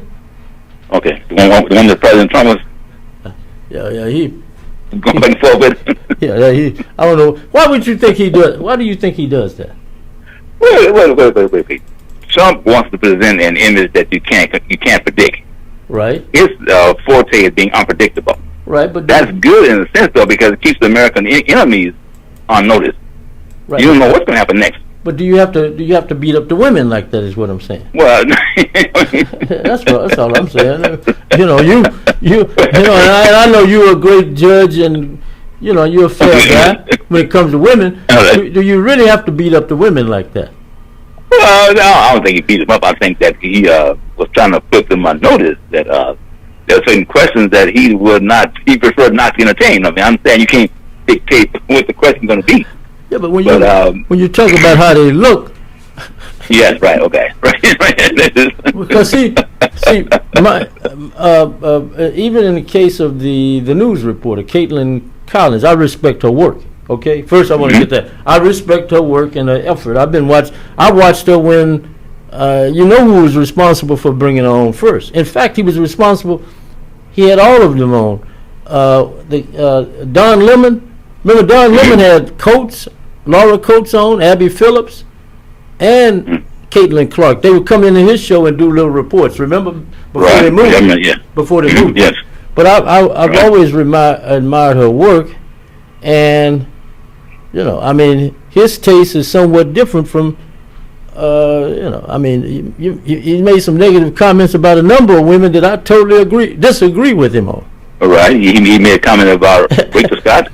Rachel Scott on ABC. Yeah. I think she was good, actually, but she asked questions too. But that thing is that I think it'd be better for C.J. Stroud to just go all out. I mean, no hesitation, no careful planning. Just go all out, bootleg, end-around plays, 50-yard bombs. I mean, he just didn't go all out this year, but he has been restrained somewhat by trying to be too careful. What do you think? I think that can come back to harm the other quarterback. What do you think the fact that he's changed his look? His hairstyle is different. You know. Oh, well, yeah. And you really think the linebackers give a damn about that? No, that ain't what I'm talking about. The linebacker. I'm talking about him mentally. No. You really think don't think the defense on the other team? Hell no. Defensive tackle and linebackers give a damn about how you look. No, they don't give a. But I'm talking about mentally. Because of that, do you think mentally he went through some changes after what happened to him last year in the playoffs? That's what I'm talking about. Yeah, well, it's true, but those were more mental than physical. Right. Anything else. Right. Because there's no question that he has the talent there, but he just can't be a careful quarterback. Right. Man, you got to go all out. No, yeah, you can't be a careful quarterback. Exactly. And I think, and that's what he's been doing. So this year, he just got to go all out, go for a hell of a high level. I don't give a damn if the score is tied with time running out, and you're on 3rd and 1 on the 50. Go for the bomb. Well, do you think that's going to happen? What do you think is going to happen then? I think it's going to happen. I think it has to happen because he's here in the north now. Yeah. And this might be his last year. If you don't get it done. Yeah. Right. And I you hearing that kind of noise, man? You got to change the game then. Well, like I say, because apparently what they've been doing has not been working. Well, Barry, if this happens, I'll be looking for you. Probably baseball to show up. I'll be in Inglewood. Be early. It'd be early Saturday morning. Forget about Sunday. That's the day again. Early Saturday morning. Early Saturday morning. Walking the streets of Inglewood with the Cowboys and the Texans there. Wouldn't that be something? Wouldn't that be something? Oh man. Yeah, that would be that would be something. I mean, I don't see no reason why anybody would not get a ticket to Inglewood then. Yeah, if those two in Super Bowl. Old Roy Roy down in Miami would be trying to get out to the Super Bowl. Okay. All right, take care. Okay, thank you. Bye-bye. Let's try another one. And Carly, you're on. Cool. Yes, sir. Man, you put the man on Front Street, man. Say he was gonna be looking for the Bloods. He might didn't want everybody to know that, man. Well, he says it all the time. It's not no secret. He said it. He said it numerous times without me saying it. You see, it was no hesitation. To each his own. Yeah, I hear you, man. Yeah. He kind of opened the door up like that, huh? Yeah, that's his style. Yeah. Yeah. Well, condolences to Coach Dunham, man. Yeah, his family. You know, I didn't. Yeah, his family, man. Yeah, man. I didn't know, cause I finished Booker T in '75. Yeah. You finished in '77. Right, and he was a captain. He ended up being a captain. Yeah, he must have been on our JV team at that time, man. He may have been he was probably in the 10th grade, so he probably was, because all the talent you all had with seniors and juniors at that time. Yeah. You know, me and John Wayne Gill. Yeah. Was on the same team. Yeah. You know, both of us come out there in '75. Yeah. Well, he came out in '77. He came out in '77, 2 years later. Yeah. But we always been, because we all played together anyway, juniors and the seniors. Right. Practiced together. We practiced together. That's what it was. You know, I went on to the military and played football, All-America, and Bill, he went to USC. Right. And played football. And so, you know, he was steady playing football, man, even when we left. You know what I'm talking about? But yeah, man, I used to like Coach Donald, man, when y'all used to be doing the predictions and all that, man. And he be talking about Booker T and all that. I was listening to him then. Well, I knew when I mentioned Booker T and Cashmere, I would get on his nerves, especially if I said something he didn't like. You know what I'm talking about? I said something to fire him up. Yeah. So that's what I'm missing. Yeah. Yeah, he was so cool, man. Him and Coach Andy Wright. Right. But yeah, man, that's about it, man. I'm ready for some football, man. You know, all this stuff that's going on now. You know, the girls, I like to watch them play basketball. Oh, I enjoyed President Obama being at the activities over the weekend. Oh yeah, I missed that. You missed a treat. He was right in the middle of the crowd. He come strutting out on the court, and enjoyed every moment of. Yes, he Google it up. Obama. Yeah, I see it. Yeah, he had a good time. Yeah, he had a good time. Yeah. Mm-hmm. Yeah. That's good. Yeah. That's good. I'm glad he enjoyed himself. Right. You know, ain't president no more. Right. So, you know. Right. He enjoyed himself. Take his shoes off. And he did that. You know. Yeah. Yeah, I've been checking out this guy. What's been going on in Mississippi, man? I've been tracking that. So. Yes. The Nolan case. With the young brother, yeah. Nolan, Yeah, I got you. Yeah. Well, thank you. So you're out. Huh? All right, man. Okay. All right. Appreciate it. Yeah. Hey. Yes. Go ahead. Okay. You got a little stack house now. You used to talk to me a long time on the phone. Now you be rushing me off, man. No, you don't. You got all right. Rushing me off. No. You do. I just wanted to tell you that though. I know what's be happening, man. You got to be sleeping. I said, but I can't call you every day though. Well, you don't have to call me every day, but let me ask you something. Like some of them guys. I ain't worried about them right now. Let me ask you something. Eric Bieniemy is in the news. Assistant coach Eric Bieniemy, Kansas City Chiefs, in the news today. Are you familiar with what happened? Yeah, I heard you say something about that, man. What happened for those who? Okay, yeah. For what happened for those who may not know, Eric Bieniemy and his wife Mia, they have a 27-year-old son. They lived in somewhere in Virginia, and somewhere over the weekend, the 27-year-old son Elijah, their son shot the mother, and wow. I know, and when you think about that's crazy.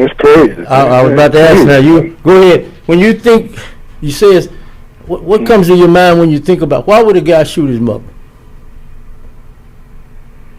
And I really don't know. There's some kind of something going on now, mentally, or I don't know.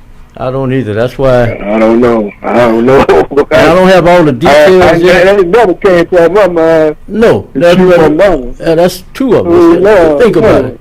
Yeah, not even to swing at your mother. Think about it. We're talking about shooting your mother, not even to swing or threaten your mother. You know what I'm saying? Yeah. So I don't know all the details either. So I'm sure they'll come out. But when you get all the information, make me a promise you'll call and talk about that. Okay. Because I know it's everybody's. I've been to about 4 places today, and that's the first thing that was out of those guys' mouths. Why would a guy shoot his mother? Man, I'm telling you, man. Eric the enemy too, man. I mean, right. What's going on? Yeah. Well, I want you to always know you're like Joe Frazier to me. Well, no, you're like Ali to me. I'm Joe Frazier. You're always invited, and I'm definitely not going to rush you off. I just want to pepper you a little bit. I want to hit you, touch you up a little bit. So don't ever feel that way, okay? So thank you, okay? Yeah, okay, bro. All right, thank you. Okay, thank you. 713-668-1230 is the number. 713-668-1230 is the number. If you want to call in, feel free to call in. And we've got a few minutes left, and I've got an open line. Back in a moment, Eric Bieniemy, assistant coach, Kansas City, son 27, Elijah, shoots the mother, Mia Bieniemy. She will live, I understand. I hope I'm right. And you want to call in about that or some other thing, hit me at 713-668-1230.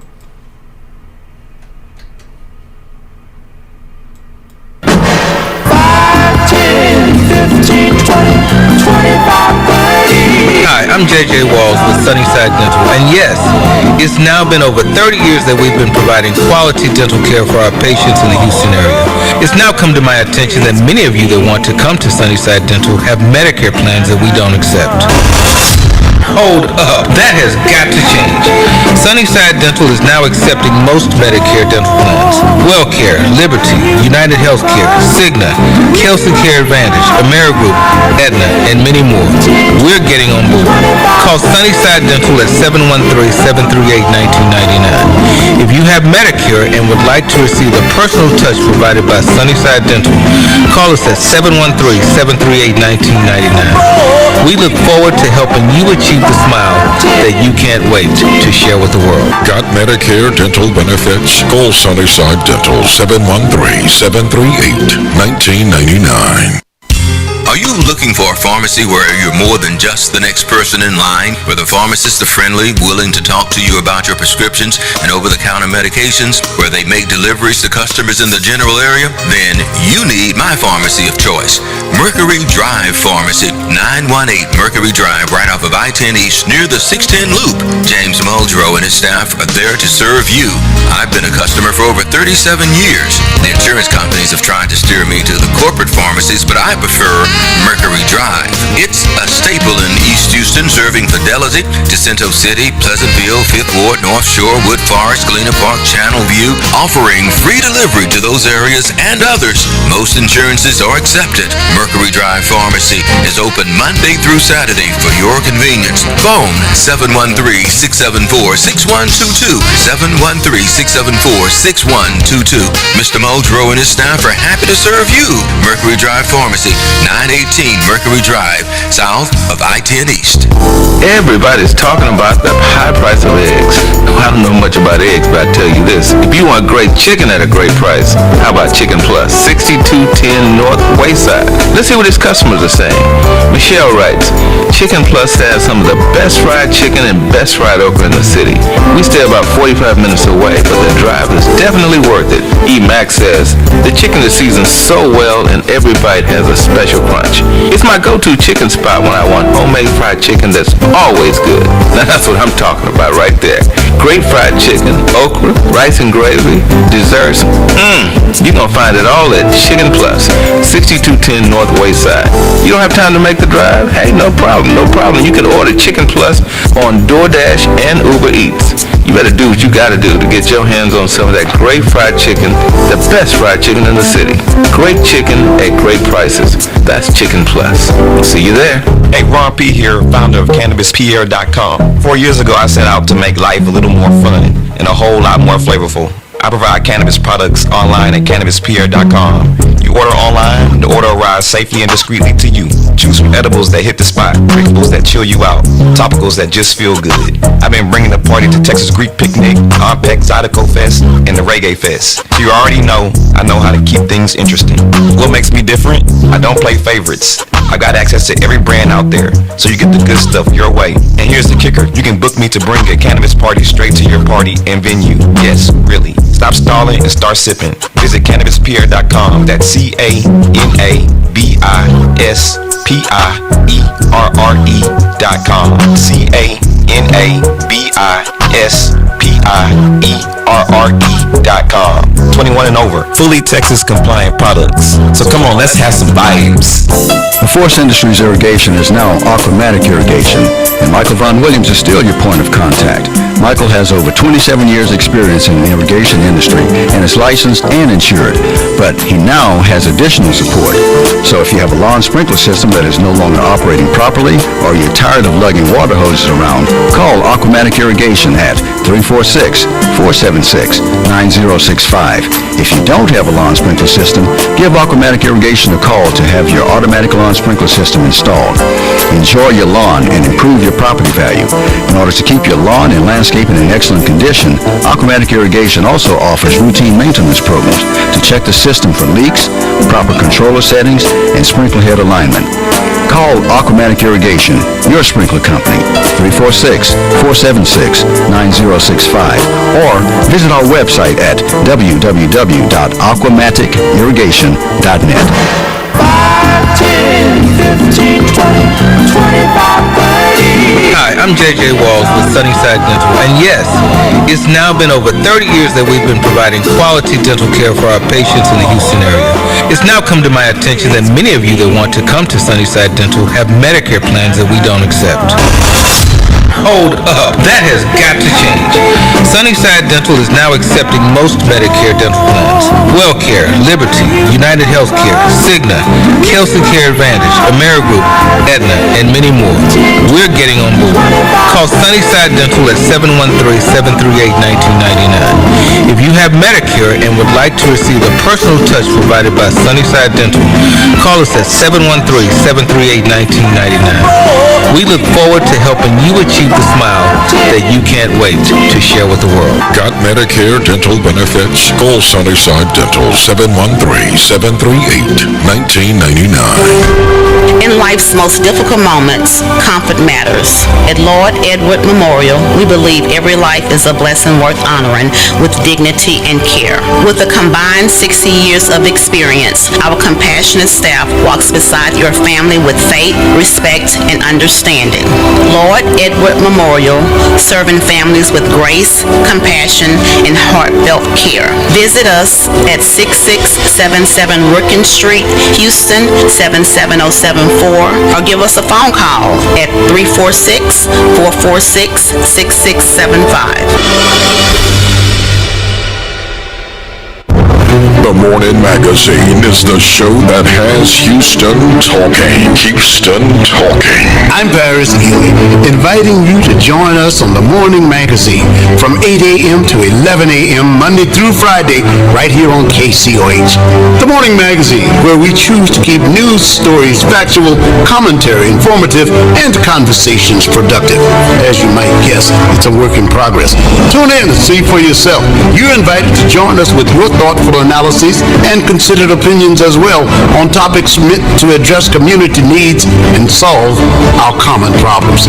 Join me on The Morning Magazine. The Morning Magazine with Paris Healy.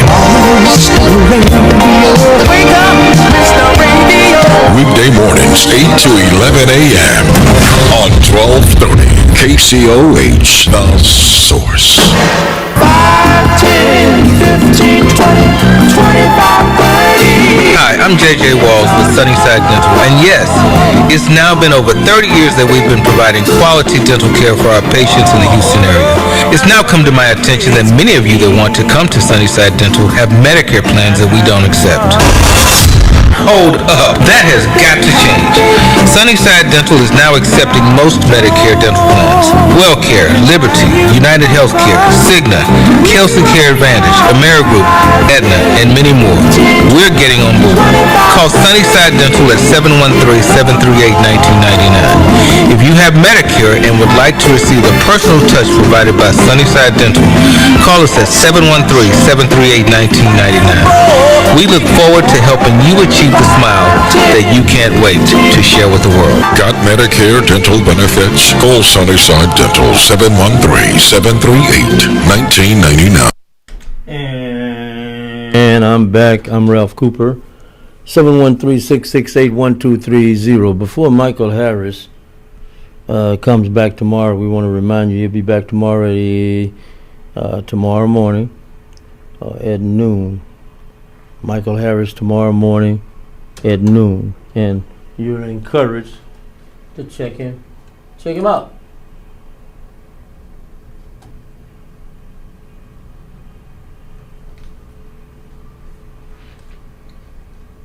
Joe Louis wouldn't be. I mean, I'm really insulted. I mean, talking about Joe Louis, man. Joe Louis wouldn't be nothing for me. Joe, I tell you, Joe, do you think you would have stood a chance with me? Well, one time during my career, I've been on a Bummer 1 tour. Bummer enough. I would have been a bum compared to you. Well, you'll be on the tour. Muhammad Ali and Joe Louis. Caller, you're on. Hello. Hey, how you doing, Ralph? All right, how are you? I'm all right. Good. You know, dear brother, I'm on, Ralph. Huh? I say, am I on? Yes, you're on air. Yes, go ahead. Okay, good.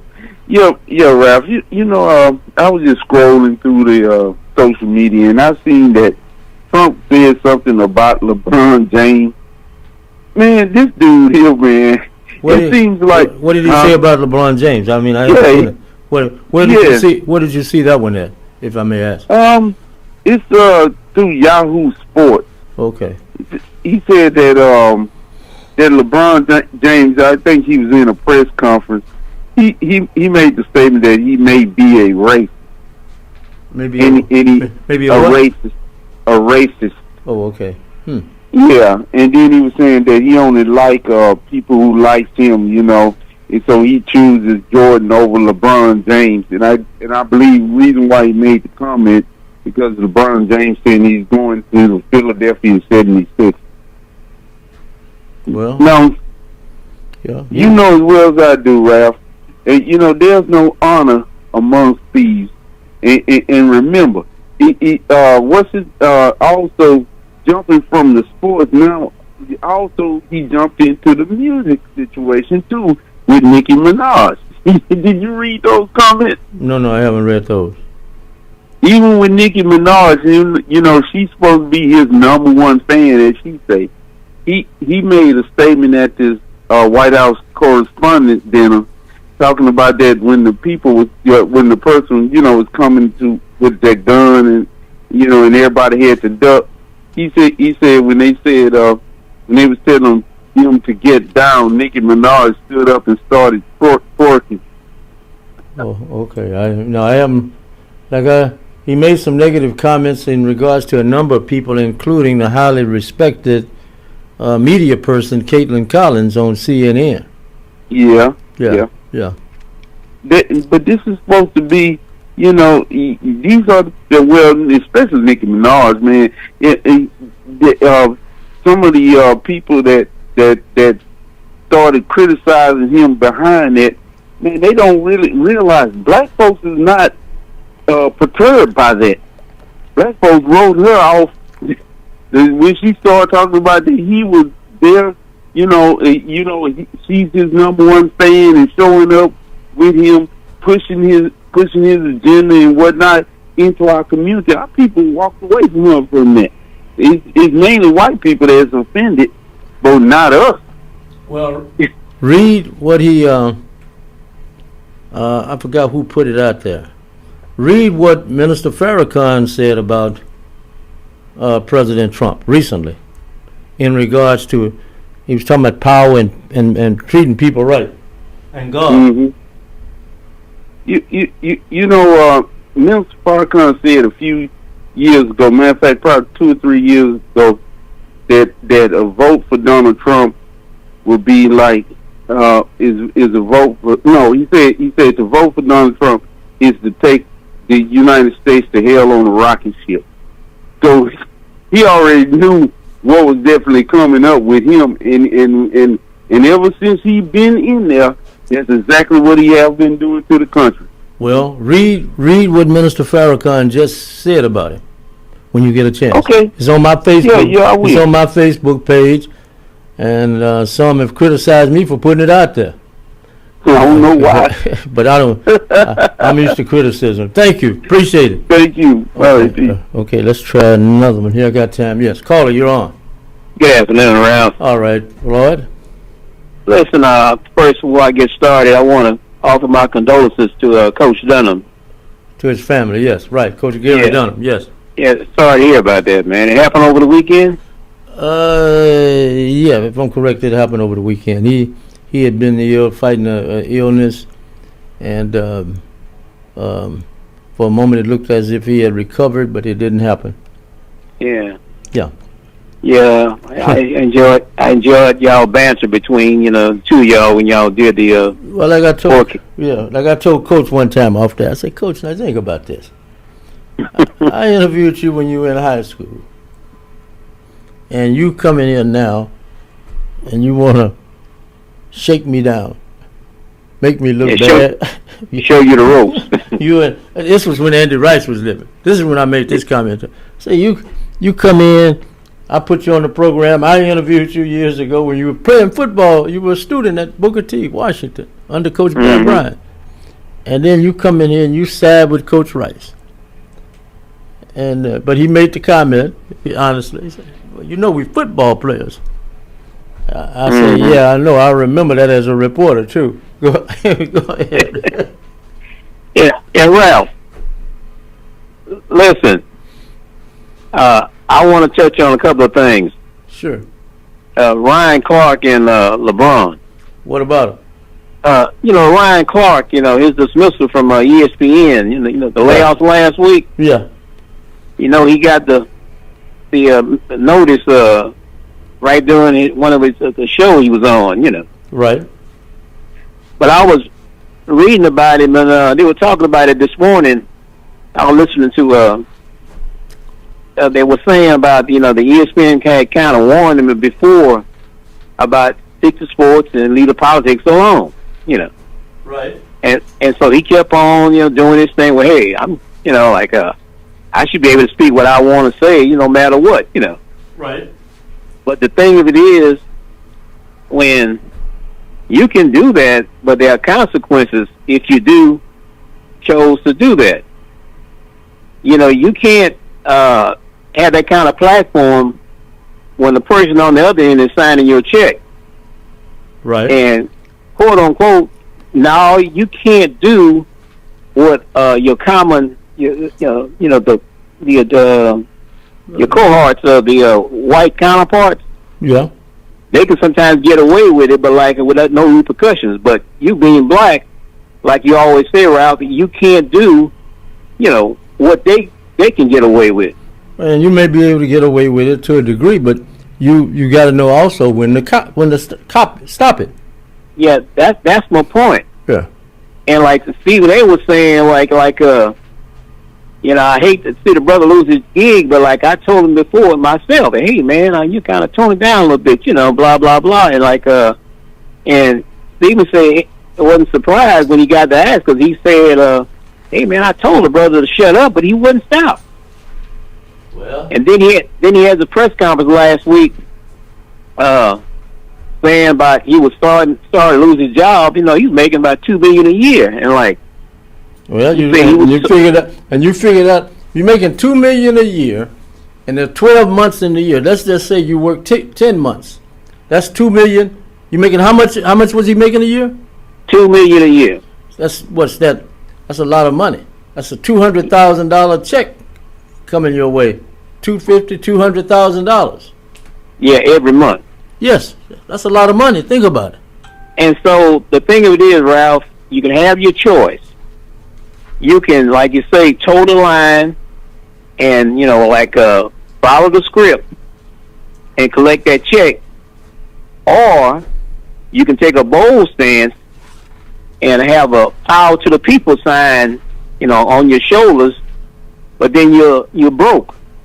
What would you rather be, a toe the line type of guy or a broke Black Panther?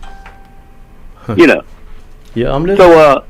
So I mean, unless you have your own show, your own network, as long as you sign it, cashing a check, on the other end, the white establishment is doing that, has that plan.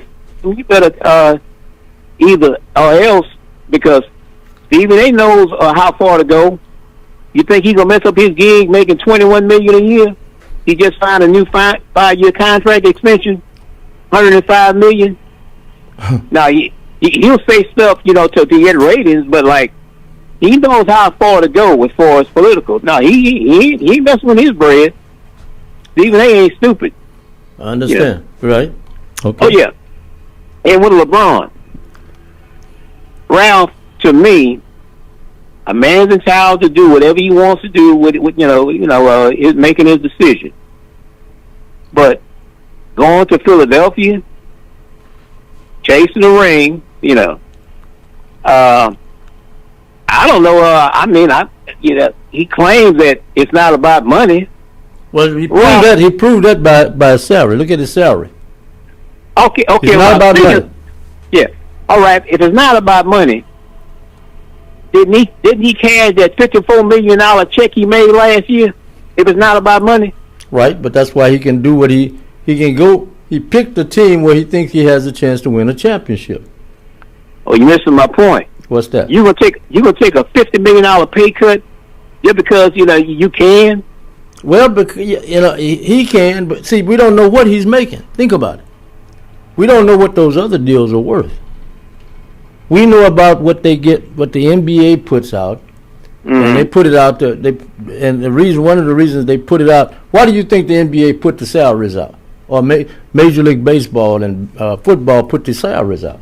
Well, the reason that they do that because, to show you that there's a salary cap, and if you go over the cap, you're subject to a luxury tax. No, the reason, in my opinion, from watching experience over the years, why they put the salaries out there is to keep you. You're still talking about them. The season is over. and they're still on your tongues. And this is the middle of the baseball season, about to be football season. Basketball just ended, and what are we talking about? LeBron James taking a pay cut to play with Philadelphia. And think about what else he did now. No what? He got his son taken care of. His son's contract is guaranteed. He's still with the Lakers? Yes, right now he is. But it's a guaranteed contract. But it's kind of funny you said that. He's making the same thing his son is making now. Yes, but we, like I said, we don't know what he's making from those other deals.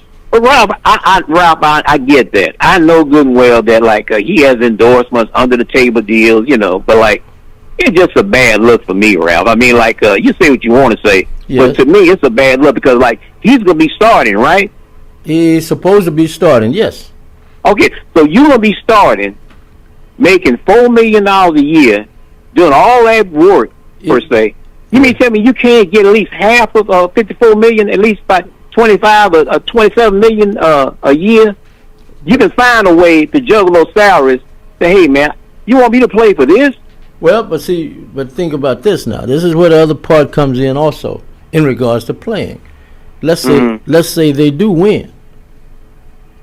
They win a certain number of games. He's gonna get a bonus. He plays. Ralph. I'm gonna tell you how you ask.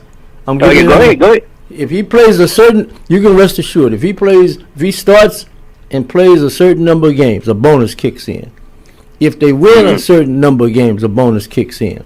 If he plays a certain number of minutes, probably a bonus kick in. Now, if you win the division, a bonus kicks in. You win the championship. I'm not counting the money from the playoffs now. I'm talking about team money. Ralph, listen, I just thought about something. Yes. You remember the problem he had with Anthony Davis in L.A. always being hurt. Always calling in sick. Right. But Ralph, he's going through the same problem. He's going to be with Joel Embiid. He stays hurt all the time, also. So you rolling the dice to sign with Joel Embiid? No. The man who always says, "Man, I can't play no back-to-back. Man, I got to rest. Man, I can't play no back-to-back. Man, hey." Look at that roster. He's playing because Brown is there, and they've got some other young, outstanding players there. You can rest assured he's looked at that team, and you can rest assured that you and I, if he called you, he called Floyd, he called Ralph. Right? Hey, look, fellas, this is what I'm playing for.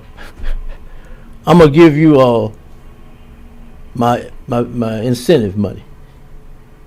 And you may grumble at first. Wait a minute. Well, I give you my incentive money, or give you $50,000. What you want, the incentive money or the $50,000?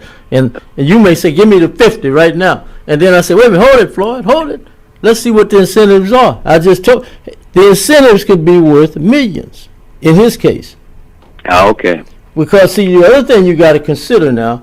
Why do you think the commissioner of the NBA made the comment that the schedule would be made up? I'm paraphrasing it. We'll complete the schedule when we find out where he's going. Ralph, after yes, after getting swept last year, 4 straight by OKC, do you think he has anything left in the tank, considering playing with Joel Embiid? And Brown, and get Brown, yes. And Brown. I mean, there's no guarantee. Why do you think the Celtics let Brown go? Hey, like I said, it's a crap shot, a shoot, or whatever you want to call it, but it's one that I wouldn't mind being on. I wouldn't mind being on that take on the incentives. So in other words, you gonna play for minimum wage for 2 more years at this stage of your career.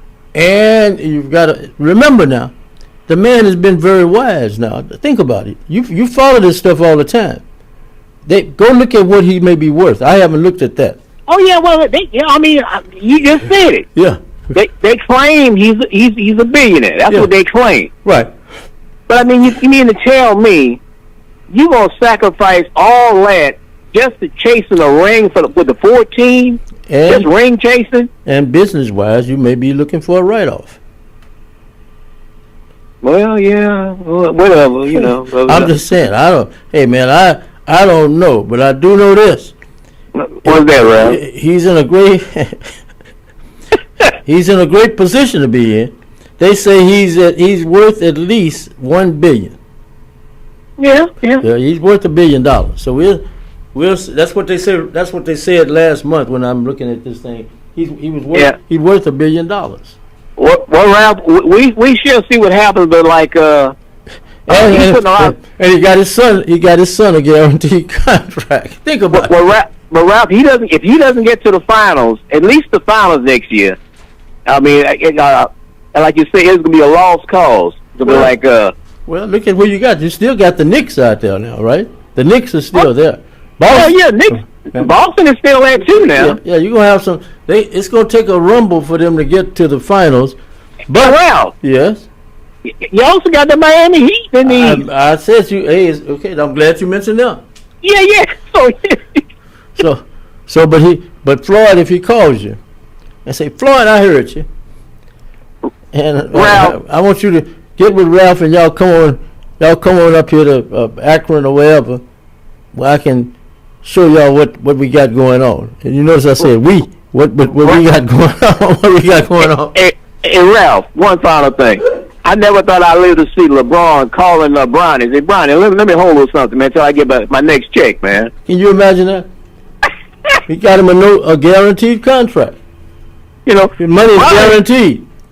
Bronny is gonna be making more than his daddy. I said the money is guaranteed. Well, like Don King used to say, only in America, right? Only in America. Only in America, Ralph. Yeah. So. Have a good one, man. And thank you. I appreciate the call. Enjoy the conversation. Okay, Don Sam, in a moment. Let me need to do this. I'm gonna share this with you. Someone asked me to do this, so and not the person whose business this is. School kids are getting ready to go back to school, and if you're looking for a place to get the teeth taken care of before school start back, you have a child you're looking to get his or her tooth taken care of before they go back to school, you need to listen to this very closely, real close.